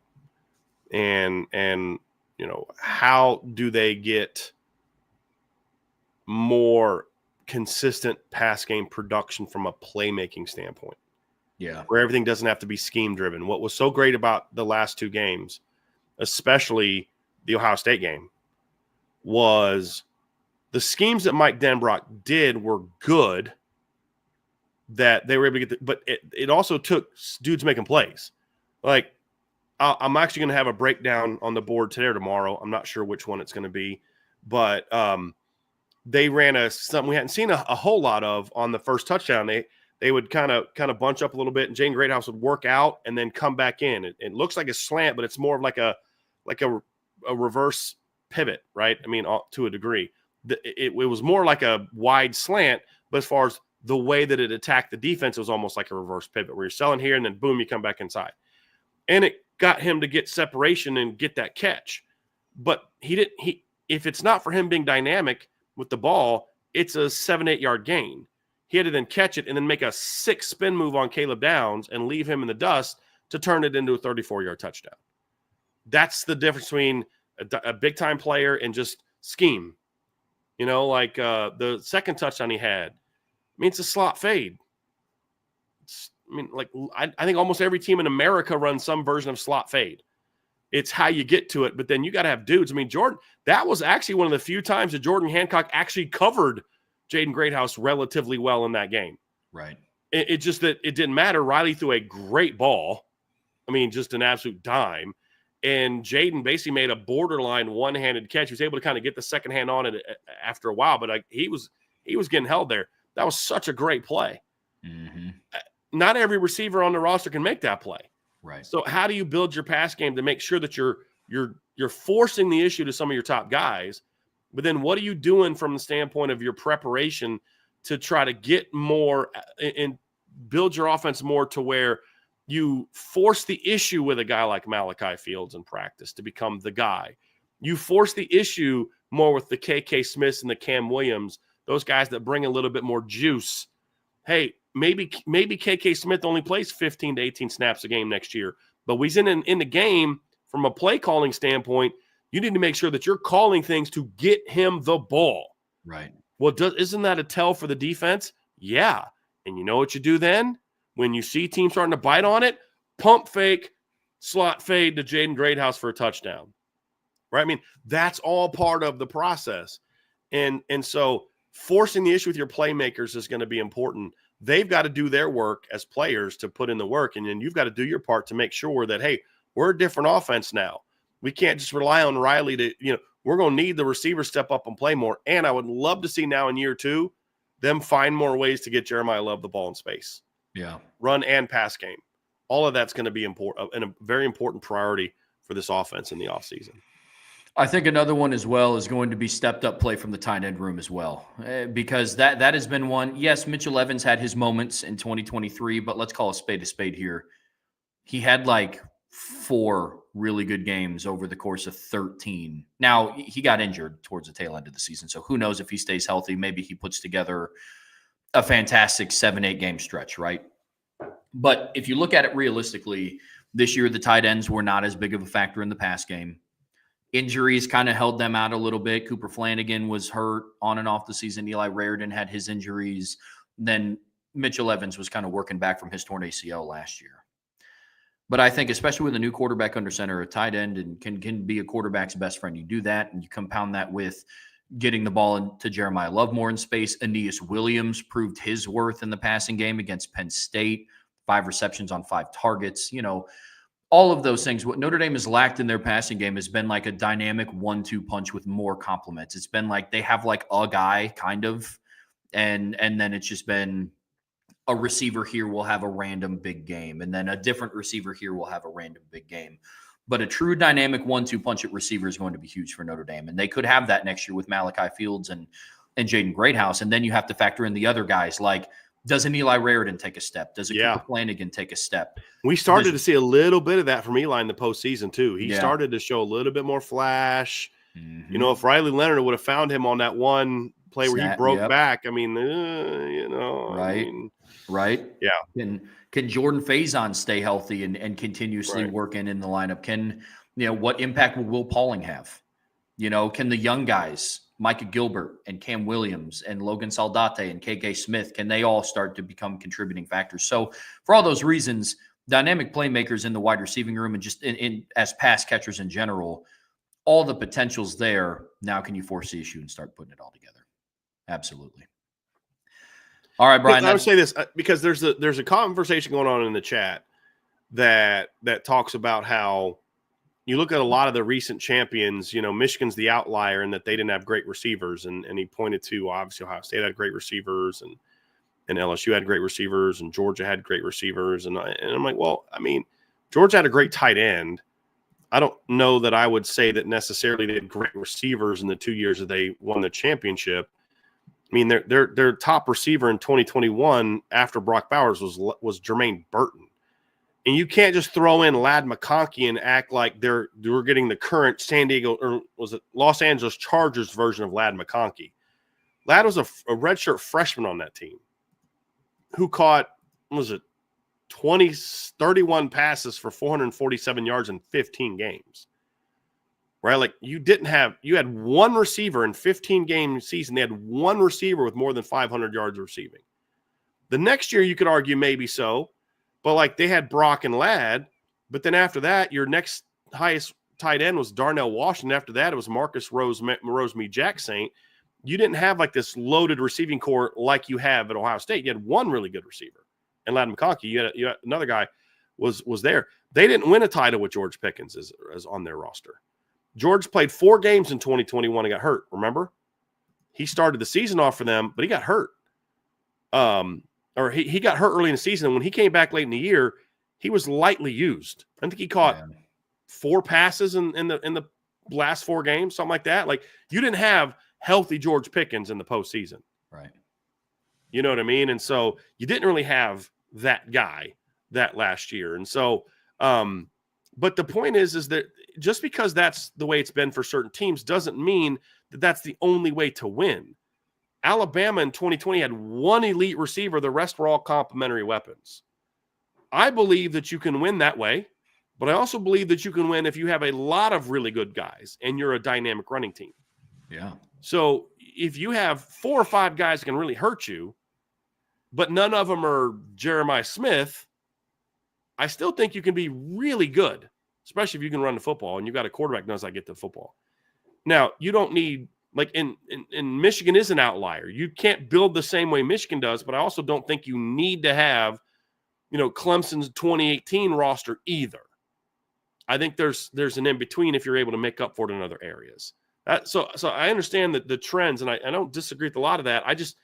I think sometimes we look for certain things and we forget sort of the impact. Like somebody just said, all the recent title teams have won with dynamic quarterbacks. Well, I don't count Stetson Bennett as a dynamic quarterback. I don't count Will Howard as a dynamic quarterback. Will Howard did in the game against Ohio State what I think C.J. Carr, Steve Angeli, and Kenny Minchey can all do. Scramble when there's open lanes, carry the ball and move the chains on third down. My whole point is there's a lot of different ways to win. What you have, but for a program like Notre Dame, you need with where they are now. Sure, shoot to get a Jeremiah Smith someday. But you can also be really good, as the game against Ohio State showed, if you have a multitude of weapons that can hurt you. Because Ohio State spent a lot of time trying to make sure Jeremiah Love, Jadarian Price, and Riley Leonard didn't get beat them. And then all of a sudden, Jaden Greathouse goes off. And then all of a sudden, Mitchell Evans makes some plays. And then, and then in other games, it's Jordan Faison going off. And that's my thing is there's other ways to do it. It's not just the one way. You have to be dynamic offensively. I just think there's different ways to get there. And that's what I would say is, and not say, well, this is how it's been done in the last couple of years, so that's how you have to do it. I just don't think that's necessarily the case. Ohio State won a title in a very different way than Michigan won it, who won it in a very different way to the way that Georgia won it. And I think that you can win in different ways. Yeah. Now, does that mean don't try to get elite receivers? Right. I'm not saying that. Right. That makes it even easier. I do think that there are, kind of building off of this conversation, Brian, I do think that there are some commonalities between all of the championship teams, but I don't think that elite quarterback play and a dynamic receiving core is one of them. I think a good defense and the ability to run the ball is. Those are some things that all those teams had in common. And when you talk about like elite defenses, the anomaly is 2019 LSU. That was not an elite defense. They had some big name guys. They had Caleb Von Chason and Derek Stingley, and I think they had Patrick Queen on that defense. But that wasn't Notre Dame's defense this year was better than what LSU's 2019 defense was. But obviously that's the one outlier where they did have the elite quarterback and the crazy receiving core. But in years back, even look at Ohio State this year. Yes, Jeremiah Smith caught a touchdown, and they had Carnell Tate and Emeka Egbuka. They rushed for 200 yards. They had a really good defense. J.J. McCarthy is not an elite quarterback. What'd they have? A really good run game and a really good defense. And he could make plays with his legs. Right. But how he went about it was a whole lot different than how the quarterbacks before and after him went about it. And, you brought it up already with those Georgia teams. But one thing that they were able to do is they were able to run the football, and they had a really good defense. And so, those are traits that I believe that are transferable, which that's why we believe that Notre Dame is, coming really close to closing the gap, because they do have a really good defense and they do have a really good running game. But, yes, the addition of playmakers down the field and making plays in those key moments will absolutely help the cause. Yes, because if you can get C.J. Carr, a Jeremiah Smith type player, of course. But here's the deal. You know who else doesn't have a Jeremiah Smith this season? Everyone not named Alabama and Ryan Williams. Those guys are rare. It'd be nice to have a Jamar Chase. But, I think here's the thing. That LSU offense was insane with Justin Jefferson. But if you took Jamar Chase and Justin Jefferson off that lineup and put in a couple second and third round picks at receiver, guess what?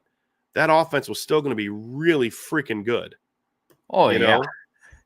Oh, yeah. And that's kind of my thing is there's just different ways to do it. And it's easier that way. But if you give me a bunch of Jaden Greathouses and Notre Dame is still O-line U and tight end U, and Dylan McCullough still doing his running back thing with the C.J. Carr or Kenny Minchey at quarterback, that's going to score a lot of freaking points. And again, I point to the Ohio State game. Guys, I wish You know what we should do one of these days is we should do some sort of like get together where we have a screen up and I can go through the all 22 film with people that want to watch it. Because if you guys could watch what Trevor and I watched in the all 22, you'd realize like, holy crap, the Notre Dame receivers were getting open like all game long against Ohio State, who had the #1 pass defense in college football right ahead of Notre Dame. Like all game long. There were opportunities there all game long.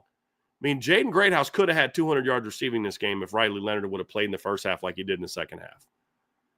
And that worked for him. That worked for him. And I put some of those plays in on the film breakdown on irishbreakdown.com. So it's not like just take my word for it. I'm showing you some of that stuff. But it wasn't, and those weren't the only plays. I just couldn't do every single play. And that's the thing is there's different ways to do it, but you have to be a top-notch operation. You have to be great on both sides of the ball at Notre Dame. Like Notre Dame is not going to be able to win a title the way that LSU did in 2019.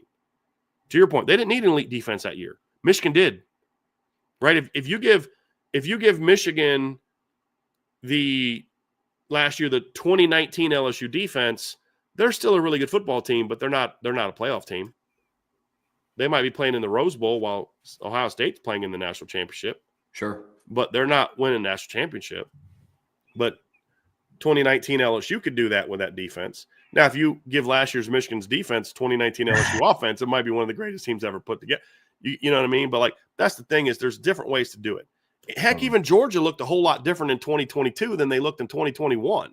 Sure did. You know, they won back-to-back titles and looked a lot different on offense. As I pointed out, the first title team, they didn't throw the ball a ton. You know, they were a team that played elite defense and ran the football pretty effectively. They averaged 251 passing yards a game in 2021 on their way to a title. You know, and you look at the next year, Trev, they had 407 pass attempts in 15 games. The next year they passed it 492 times, passed for 4,437 yards the next year, and looked a lot different in how they went about beating people. And that, you know, I think that made for a more dynamic run game. But there was a different emphasis that, I mean, heck, Stetson Bennett wasn't even a starter at the beginning of 2021. JT Daniels was. I forgot about that. I mean, the first game they won that year, they won without scoring a single offensive touchdown against Clemson. So you can win different ways. You just have to be outstanding at what you do, and you have to have talent. And that's the thing is, like, Notre Dame's not going out there with a bunch of kind of converted walk-ons. I mean, I kind of joked that Jordan Faison is, but, like, Jordan Faison's an elite athlete. He just was more of a focused on lacrosse, and he was a great find. But Jane Greathouse is a top 100 player who was one of the most prolific high school receivers ever in the state of Texas. Malachi Fields is a dude next year. I mean, KK Smith's a burner. Cam Williams is a big-time talent. Micah Gilbert's a big-time talent.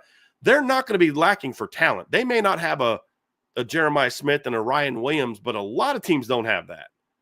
They're going to have a lot of dudes, though. There's no question about it. It's just, can you get them to play that way consistently? That's going to be the question mark that we're going to have. Now I'm done talking offense, Trev. No worries. No worries. So moving over to the defensive side of the ball here, guys. Again, there's a list of priorities, biggest priorities for Notre Dame's 2025 defense. And the first one, we kind of already covered a little bit in the first part of the show, but continuing that conversation, Bryan, first thing that they got to do, strong defensive coordinator hire. Strong defensive coordinator hire. This is the key, right? You've got to hit a home run here. I have my opinion on what Marcus Freeman should do, and I voiced that opinion. If he decides not to go that route, I'm going to sit back and see what he does and evaluate it, because it's not like if you don't go with what I want to do, you're an idiot and you're a bad coach. Right. It's, I think you should do this. If you choose not to do that, you better make sure you get it right. And we'll see what he does, and then we'll evaluate it. But whichever way you go, you've got to hit a home run here. Got to hit a home run here. And you've got to get a guy that can teach, and a guy that can motivate, and a guy that can scheme, and all those type of things. The thing you feel good about is that, you know, this is what Marcus Freeman knows. You know, this is his side of the ball. You give him some of the benefit of the doubt. I think it should go to Mike Mickens. If he decides to not go that direction, let's see what he does, and then we'll evaluate it properly. But what we can say definitively is it needs to be another home run hire. I didn't like the Al Golden hire. I didn't hate it. I just had reservations about it. And knew he was a smart coach, but is college his thing anymore? And Al Golden proved to be a home run hire. No question. You got to hit another home run hire here, because you can't go from having the best coordinator duo in college football to taking a big step back. And that's big. Yeah. Defensive coordinator hire is big. I'm not going to hammer home on too many of the other points, just because, we talked about it earlier in the show, and we talked about Golden and what he did and what that outlook could look like for Notre Dame. But there is now a standard that Al Golden helped set, that Marcus Freeman has for his football team, that has been set on the defensive side of the football. And so it can't be a season where the offense takes a huge step and we're sitting in the middle of December talking about, man, could you imagine what this team would look like if they had the 2024 defense but the 2025 offense? Don't want to be in that spot. So a strong defensive coordinator hire to keep up the continuity of what this program has been built around, absolutely massive. Number one priority. The person steering the ship on the defensive side of the ball has to be a strong hire. The next one, again, is another key area for what Notre Dame has to address. Top priority in 2025 on the defensive side of the football. It's defensive line adjustments, right? And for this one, go a lot of different ways talking about this one, Bryan, but where do you start when you start talking about defensive line adjustments? Well, I think number one is obviously get healthy. That's going to be a big part, but your talent's going to look a little bit different. I think next year, when I look at this defensive line, this year and last year, they were more interior driven with their top players. With Howard and Riley and some of the talent they had. This next year, you're going to be more, I think, edge-driven, assuming everybody's back healthy. You're going to have Boubacar and Jordan Patojo and Bryce Young and Josh Burnham and Junior Tuilamaka. Logan Thomas is a guy that I'm keeping my eye on this offseason. Your best players are not going to be edge-driven. Well, your scheme needs to fit accordingly to that, and so that's an adjustment that needs to be made. Interior-wise, you've had dudes you've been able to rely on, veteran dudes you've been able to rely on. You're going to get some portal guys in here, and that's good, but you're going to have to start really putting more of an emphasis on developing your young talent at defensive tackle. That doesn't mean they have to play, but you need to make sure that you're taking more of your time and effort to develop those younger players. It wasn't as much of a need. I mean, it's always important, but it wasn't as much of a need this past year because you had Riley, you had Howard, you had Jason Onya, you had Gabriel Rubio, you had Donovan Heinisch. You had to go a long way before you needed to play some of those guys. And it ended up to where 3 of those 5 guys were gone and you needed other guys to step up. I mean, or 2 of them were gone at different times, and then Howard wasn't himself. And it would have been nice if you'd have maybe had Armel Mukam a little further developed or taken more of an interest in developing a Brennan Vernon type of guy. First of all, what I would do with Brennan Vernon is I would want to keep Brennan Vernon. I'd want to move him to strong side end. I still don't understand why they're trying to force him to be in a D tackle. But look, you got to figure out, do I got something in Devin Houston or not? Let's really coach these young guys up. I got to see what we've got in Armel Mukam. We got to see what we got in Sean Sevillano and some of those young guys. But it's good that you can go to the portal and get the Elijah Hugheses and the Jared Dawsons. But at some point in time, there's going to be an off season where maybe you can't get those guys, or you're going out and getting some of those guys and they're more backup type guys, but you've got to do a better job of developing your own interior defensive linemen. So there's a 2-part adjustment. Number one is, how do we alter what we're doing schematically, looking at it from the coaching standpoint, to where we have more edge, potential edge. You got to see how guys come back from health, but you have potential to be a lot better on the edge next year than you were this year. Not as good up the middle. How do you adjust your scheme to protect that? And then what do you need to do as a coaching staff to start getting, better development from your interior guys? You're telling me that Notre Dame misevaluated all those guys? Right. Armel, Vernon, Houston, Sevillano, Cole Mullins. You misevaluated all those guys? None of those guys can help you? If that's the case, doesn't that speak to an even bigger problem? Yeah. So if you didn't misevaluate all those guys, then you need to make sure you ramp up your efforts to develop those guys. Well, you know what I'm saying? So that's going to have to get addressed in a big way, in my opinion. You got to recruit better. You got to develop better. Mm-hmm. Mm-hmm. Recruiting better, developing better is huge. For me, it's you got to be able to generate something off the edge. And I think this season, I am willing to chalk it up to the injuries to Boubacar Traore and Jordan Botelho. Now, with that being said, this also falls under line with the development of young players, right? Because you very quickly had to put guys in a spot where they were kind of thrust into the spotlight a little bit quicker than what you might have thought. But now you have guys where, Bryce Young is significantly more experienced. Junior Tuialamaka went from playing 0 defensive snaps in the first couple games to he became your best edge rusher against Georgia, right? Guys like Logan Thomas were kind of thrust into the spot a little bit quicker than what you thought. Get healthy with Botelho and Boubacar, and so for me, you go through and you look at that. How do you get the most out of some of your other guys? How do you turn Josh Burnham into not just a run threat off of the edge to now he can be a legitimate dual threat kind of guy rushing off the edge? You know what I mean? Like, obviously, every player will have their strengths, I'm no issue with that in the slightest. But how do you get the most out of those guys? How do you make Josh Burnham a more effective rush guy? How do you make Bryce Young more steady in the run? All of those things fall in line with development. And I think you said it perfectly about the interior of the defensive line, because you are losing Howard Cross and Riley Mills. So is this the year that Gabe Rubio has a fully healthy offseason and steps up and becomes the interior defender that we believe? How is Jared Dawson going to mix into that, the transfer from Louisville? What's the development of Armel Mukam? Can Donnie Heinisch continue on his ascend? So all of those questions are going to be something that I'm going to be keeping an eye on in the offseason surrounding the defensive line. Absolutely. Kind of falling in line with this one along the defensive line is pass rush growth, which Notre Dame hasn't had like that elite rusher off of the edge since Isaiah Foskey left. I think Javonte Jean-Baptiste played above what people thought, but he wasn't an Isaiah Foskey.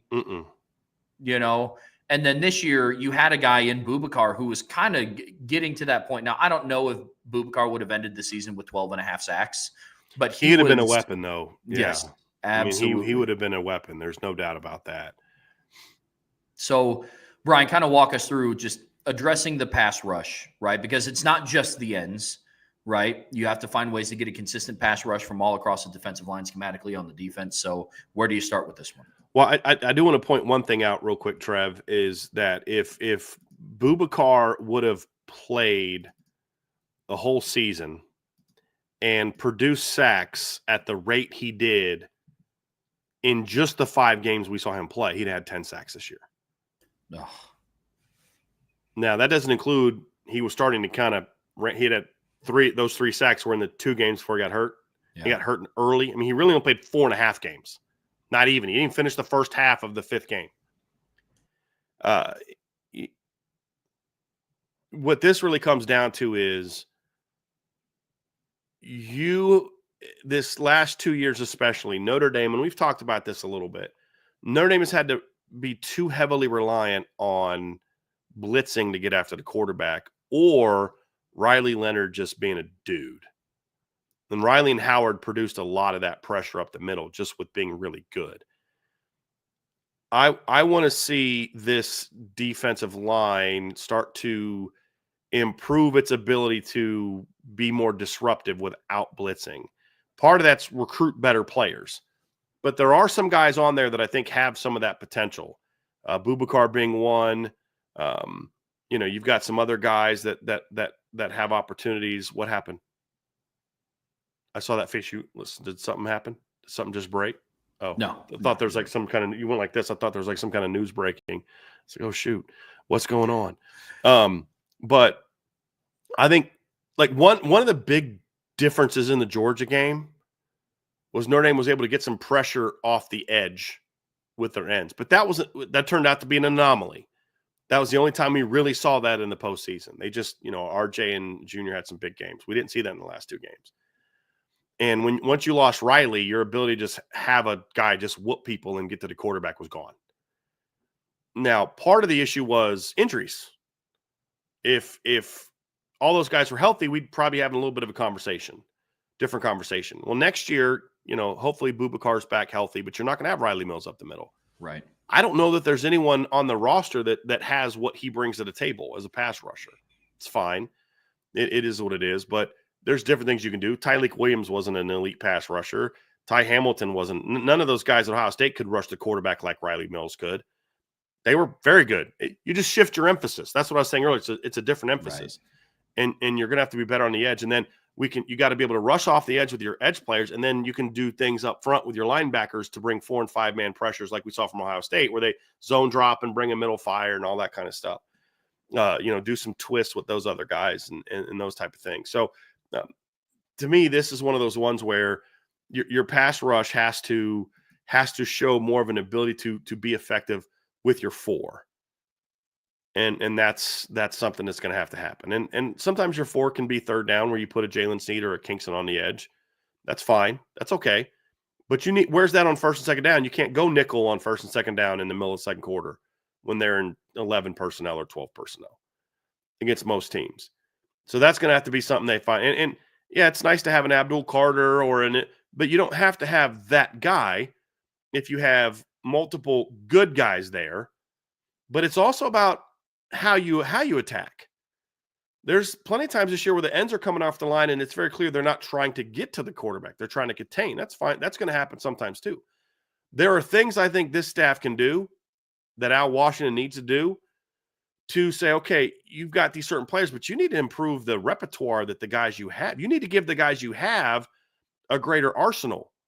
If they don't have that Abdul Carter twitchiness where they can just get after the quarterback, everyone else on your roster doesn't have Bryce Young and Boubacar's twitch. So what tools are you like? I've seen Josh Burnham enhance his pass rush repertoire 0 over the last year. It's the same stuff. Well, that's partly on him. That's also partly on you as a defensive staff. Say, we got to give this kid some more tools in the tool belt. You know what I mean? And that's also part of that enhancement is, okay, if you don't have elite players, then you need to make sure the kids you do have are really coached up on how to properly get to the edge and how to properly set up an inside spin move and how to set up an inside twist. There's the craft of it needs to be enhanced next year. And the nice thing that Al Washington's going to have next year is a bunch of kids that are coming back that have been with him now for multiple years. So you've been able to lay the foundation for these young guys. Like, I'm not asking. I'd be foolish to ask him to do all these things with Bryce Young as a freshman and Boubacar as a redshirt freshman, who are guys that are still like kind of learning. Josh Burnham is a junior now, but he's really only in year 2 of really being a full-time defensive lineman. And he had to switch from Viper in 23 to Big End in 24. And then right in the middle of the season, he's got to go back to Viper. Like, there's a lot of reasons why I'm understanding why that's not there. So this isn't a looking back criticizing Al Washington. This is more of a looking forward at what you have and where you need to get to. And that's why I say moving forward now, you do have now Josh Burnham for a third full year as a D lineman. You will have now Bryce in year 2. Boubacar will be in year 3. Logan Thomas will be going into year 2. Junior's going into year 4. And in year 3 of being it, because Junior's another guy that played linebacker as a freshman at Notre Dame. He's only in his second year as a defensive lineman. Yeah. So now that you're going into year 3 with all these guys, now it's about, okay, we've laid the foundation of pad level and assignment and hand play. You've laid a good foundation. Now it's about building on that and taking the next step. So I want to make sure I'm being very clear. This is not me lobbing criticisms retroactively at Al Washington. This is me accepting of why things were the way that they were. Now it's about, now you have a different group. You have a more experienced group. Your strengths can be differently. Now it's about building on top of those things. And Al Washington's going to have to do a job of that. And if maybe, and if you're Marcus Freeman, you evaluate Al Washington, like, that's not really his thing. Maybe he doesn't have that expertise. Then go hire an analyst, because now that you can have analysts being on-field coaches, go hire a pass rush specialist. I remember I'm pretty sure the Denver Broncos had this. In 1998, I believe the Denver Broncos had like a D-line coach, and I believe they also had a pass rush specialist as one of their coaches as well. I'm going to go see if I can find. Yes, they had their defensive line coach was a guy named George Dyer. And they hired John Tierlink, who had been a defensive line coach in other places. They hired him as their pass rush specialist. And that's one of the things he would work on. So maybe that's what Coach Freeman needs to do is like, look, Al's doing a great job. Let's have somebody else come in here and really work on developing the tool belt for these guys as pass rushers. Or maybe Al Washington can also do it. I mean, he also coached Zach Allen and Harold Landry. And I'm just saying, like, however it gets done, you've laid the foundation well. You're going to be more veteran next year. Now it's time to build on that. Like, I'm not taking a freshman receiver unless he's a freak and teaching him everything. I'm going to lay a foundation, and then year 2 I build on it, and then year 3 I build on it even more. And now in year 3 with a lot of these guys, it's time for Al Washington and Marcus Freeman and whoever the D coordinator is to kind of take that to another level and do more to teach these guys and give these guys more tools to win at the line with their technique and your scheme. And that's going to be a very, very important piece to this. We saw that with Riley Mills. Riley Mills wasn't using the same moves 2 years ago. He's moving this year to win. He developed enhanced. Now it's time to deal with your edge players. Yeah, absolutely. And that goes into their overall improvement. I couldn't agree more. The final one here, when we're talking through the improvements on the defensive side of the ball, and this will be interesting because I think this kind of ties back into point number 1 around like your defensive coordinator hire, because Al Golden always had the mentality of he never wanted to be known for having the number 1 rush defense in college football. You know, he didn't want to be bad in it, but a top priority of his was not to be number 1. And I'm not saying that they completely switch up what their identity is, but in games this year where Notre Dame struggled to stop opposing offenses, like in the national championship, at moments against Penn State, different games like Northern Illinois, you know, they struggled to stop the run. And so run game production for the defense is going to be another area of priority for Notre Dame's defense. And so, Bryan, when you look at this facet of Notre Dame's defense, what are some things that you kind of start checking off the list, like things that you would like to see over the course of the offseason leading into the season in 2025 for this? Well, it's hard to point to specifics without knowing who the coordinator is, but the general overview is greater consistency from a run defense is a must. I agree with Al Golden. I don't care about Notre Dame being the number 1 ranked rush defense in college football per se. I mean, it worked for Ohio State. They play in a league that doesn't have a lot of dynamic offenses. Notre Dame plays a different type of schedule because they're not just playing in a league. I don't care as much about – and there were times when they ramped up the defense. They could shut down really good run games. But to me, I do think there needs to be an improvement there. Some of it's talent. Some of it's you're going to be better because you're going to have older linebackers and mistakes. But that's one of the things. And I do think they're kind of trying to go that direction. And I'm curious how it's going to go with the new coordinator.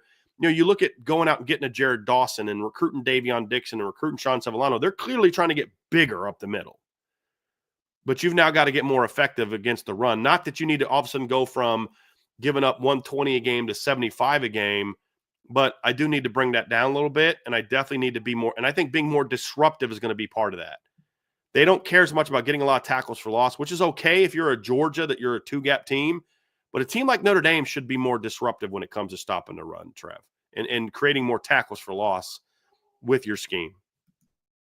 To me, I kind of look at it, and it's like I would like to see Notre Dame's rush defense step up a little bit more when they face more of a balanced type of offense, right? And it was successful against Louisville. Like we had mentioned, there were times where Al Golden was daring Jeff Brom to, hey, listen, run the football. We'd rather you, if you're running the football, that means the ball is not in Tyler Shuck's hands and it's not going to Ja'Cory Brooks, right? It's not going to Chris Bell. It's not going to Colin Lacey. So you go through and you look at the areas where they didn't have success, right?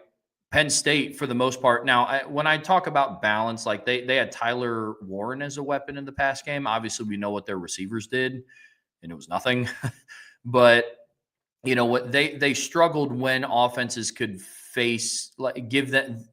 Notre Dame's defense struggled when their opposing offenses could hurt them in multiple different ways, I guess, if that makes sense. So you look at what they did against USC. Before Woody Marks got hurt, he was having a pretty decent game against Notre Dame. Like, he was able to pick up chunk yards, and then obviously we saw what Jaden Maeva did. Now, sometimes you just have to tip your cap and say that Jaden Maeva was a little bit in his bag. Like, he was having a pretty good game. He was making throws that he definitely did not make in the bowl game against Notre Dame.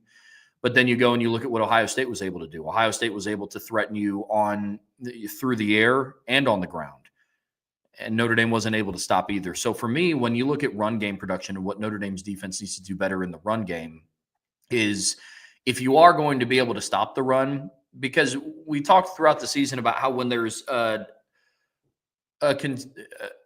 when there was effort to stop the run, like, against Navy, against Army, against Georgia Tech, they were able to do that. But then the counter to that is Bryson Daly wasn't really going to hurt you through the air. Blake Horvath wasn't going to hurt you through the air in a way to like help them win the game. Like Georgia Tech's quarterback was able to move the ball through the air. I think he ended up with over 200 some odd passing yards. Like I think it was a couple hairs over 200, but it wasn't like when Notre Dame's defense truly shut down the run, it was against teams that didn't really pose that much of a threat through the air. And so for me, it's what I'd like to see progression wise in 2025 is being able to stop rushing offenses that have more of a balanced offense. Which means it doesn't have to be number one in the country, but some of the numbers do need to improve. That's where I'm at with it, Bryan. Agree. Well, listen, guys, that's going to do it for our top priorities for the 2025 team. There's going to be a lot more content coming your way about this. Now, before we get out of here, we do have a couple of super chats. So the first one is from the End Zone. Thank you for the super chat. Lots of articles about the money made by Notre Dame from the postseason, but they never said what Notre Dame will do with the money. What will and should Notre Dame do with all that cash? I mean, they'll do a lot of things. Number one is some of that's going to go back to the school. It doesn't all go to athletics. They'll reinvest it in other parts of the program of the school is basically what they'll do. If you were talking about what are some things that Notre Dame needs to do also is you're going to have a salary this year that you got to pay your players. The student athletes, it's like $20-something million. It starts next year. And it's not just football players. I mean, if you think about like that's a budget you don't have to pay now that you're going to have to pay now. That pretty much eats up a big chunk of that money. I mean, that's going to be a big thing is what Notre Dame's going to be able to do is if they're a playoff team every year and they're able to make runs, that basically pays for your roster, essentially. And so they're going to have some honest conversations about that. Sure. And how this postseason money and this TV money is going to have to start doing more to pay for your roster. Mm-hmm. As far as you don't need it for your facilities because they fundraise for all that. So they won't, you're going to have a new indoor facility now because of this. No, they fundraise for all that stuff. I think some of this goes back into the school but what the school's going to have a conversation about is, listen, we need to start maybe using some of this we're budgeting this amount of money into how we're going to pay for our players because we know we're going to get at least a certain amount of money because Notre Dame still gets paid from the playoff. If they don't make it, they still get paid a little bit. They still get a little cash flow. They just don't get anything like what they do when they actually make it. When they make it, they get, as we found out, they get a ton. Yeah. So their take home is close to what the SEC and Big Ten teams are going to be in the future. Is what it is now. And because like not every school gets the same amount. It's Big Ten and SEC get a certain amount, but I don't know that the ACC and Big 12 would get as much if they go as far as they did. I'm pretty sure I'm correct on that. Notre Dame is more up in the Big Ten SEC level for what their cut is, but they don't have to then split it with the rest of the league. Like, which Ohio State and Penn State being in the semifinals both helps them because then you get two schools getting that money. Yeah. Super chat from Isaac. Thank you, Isaac. Did Lou Holtz curse Notre Dame? No. I don't quite know what the context was of that, but him talking about Ryan Day didn't curse Notre Dame. Him being at Notre Dame didn't. I can't think of any scenario in which Lou Holtz cursed Notre Dame. Number one, number two, I also don't really believe in curses in that regard. Not that type of curses. Right. So, but no, he didn't. Lou Holtz showed that what can be accomplished at Notre Dame when you have the right person in charge. Yep. That's his impact on Notre Dame.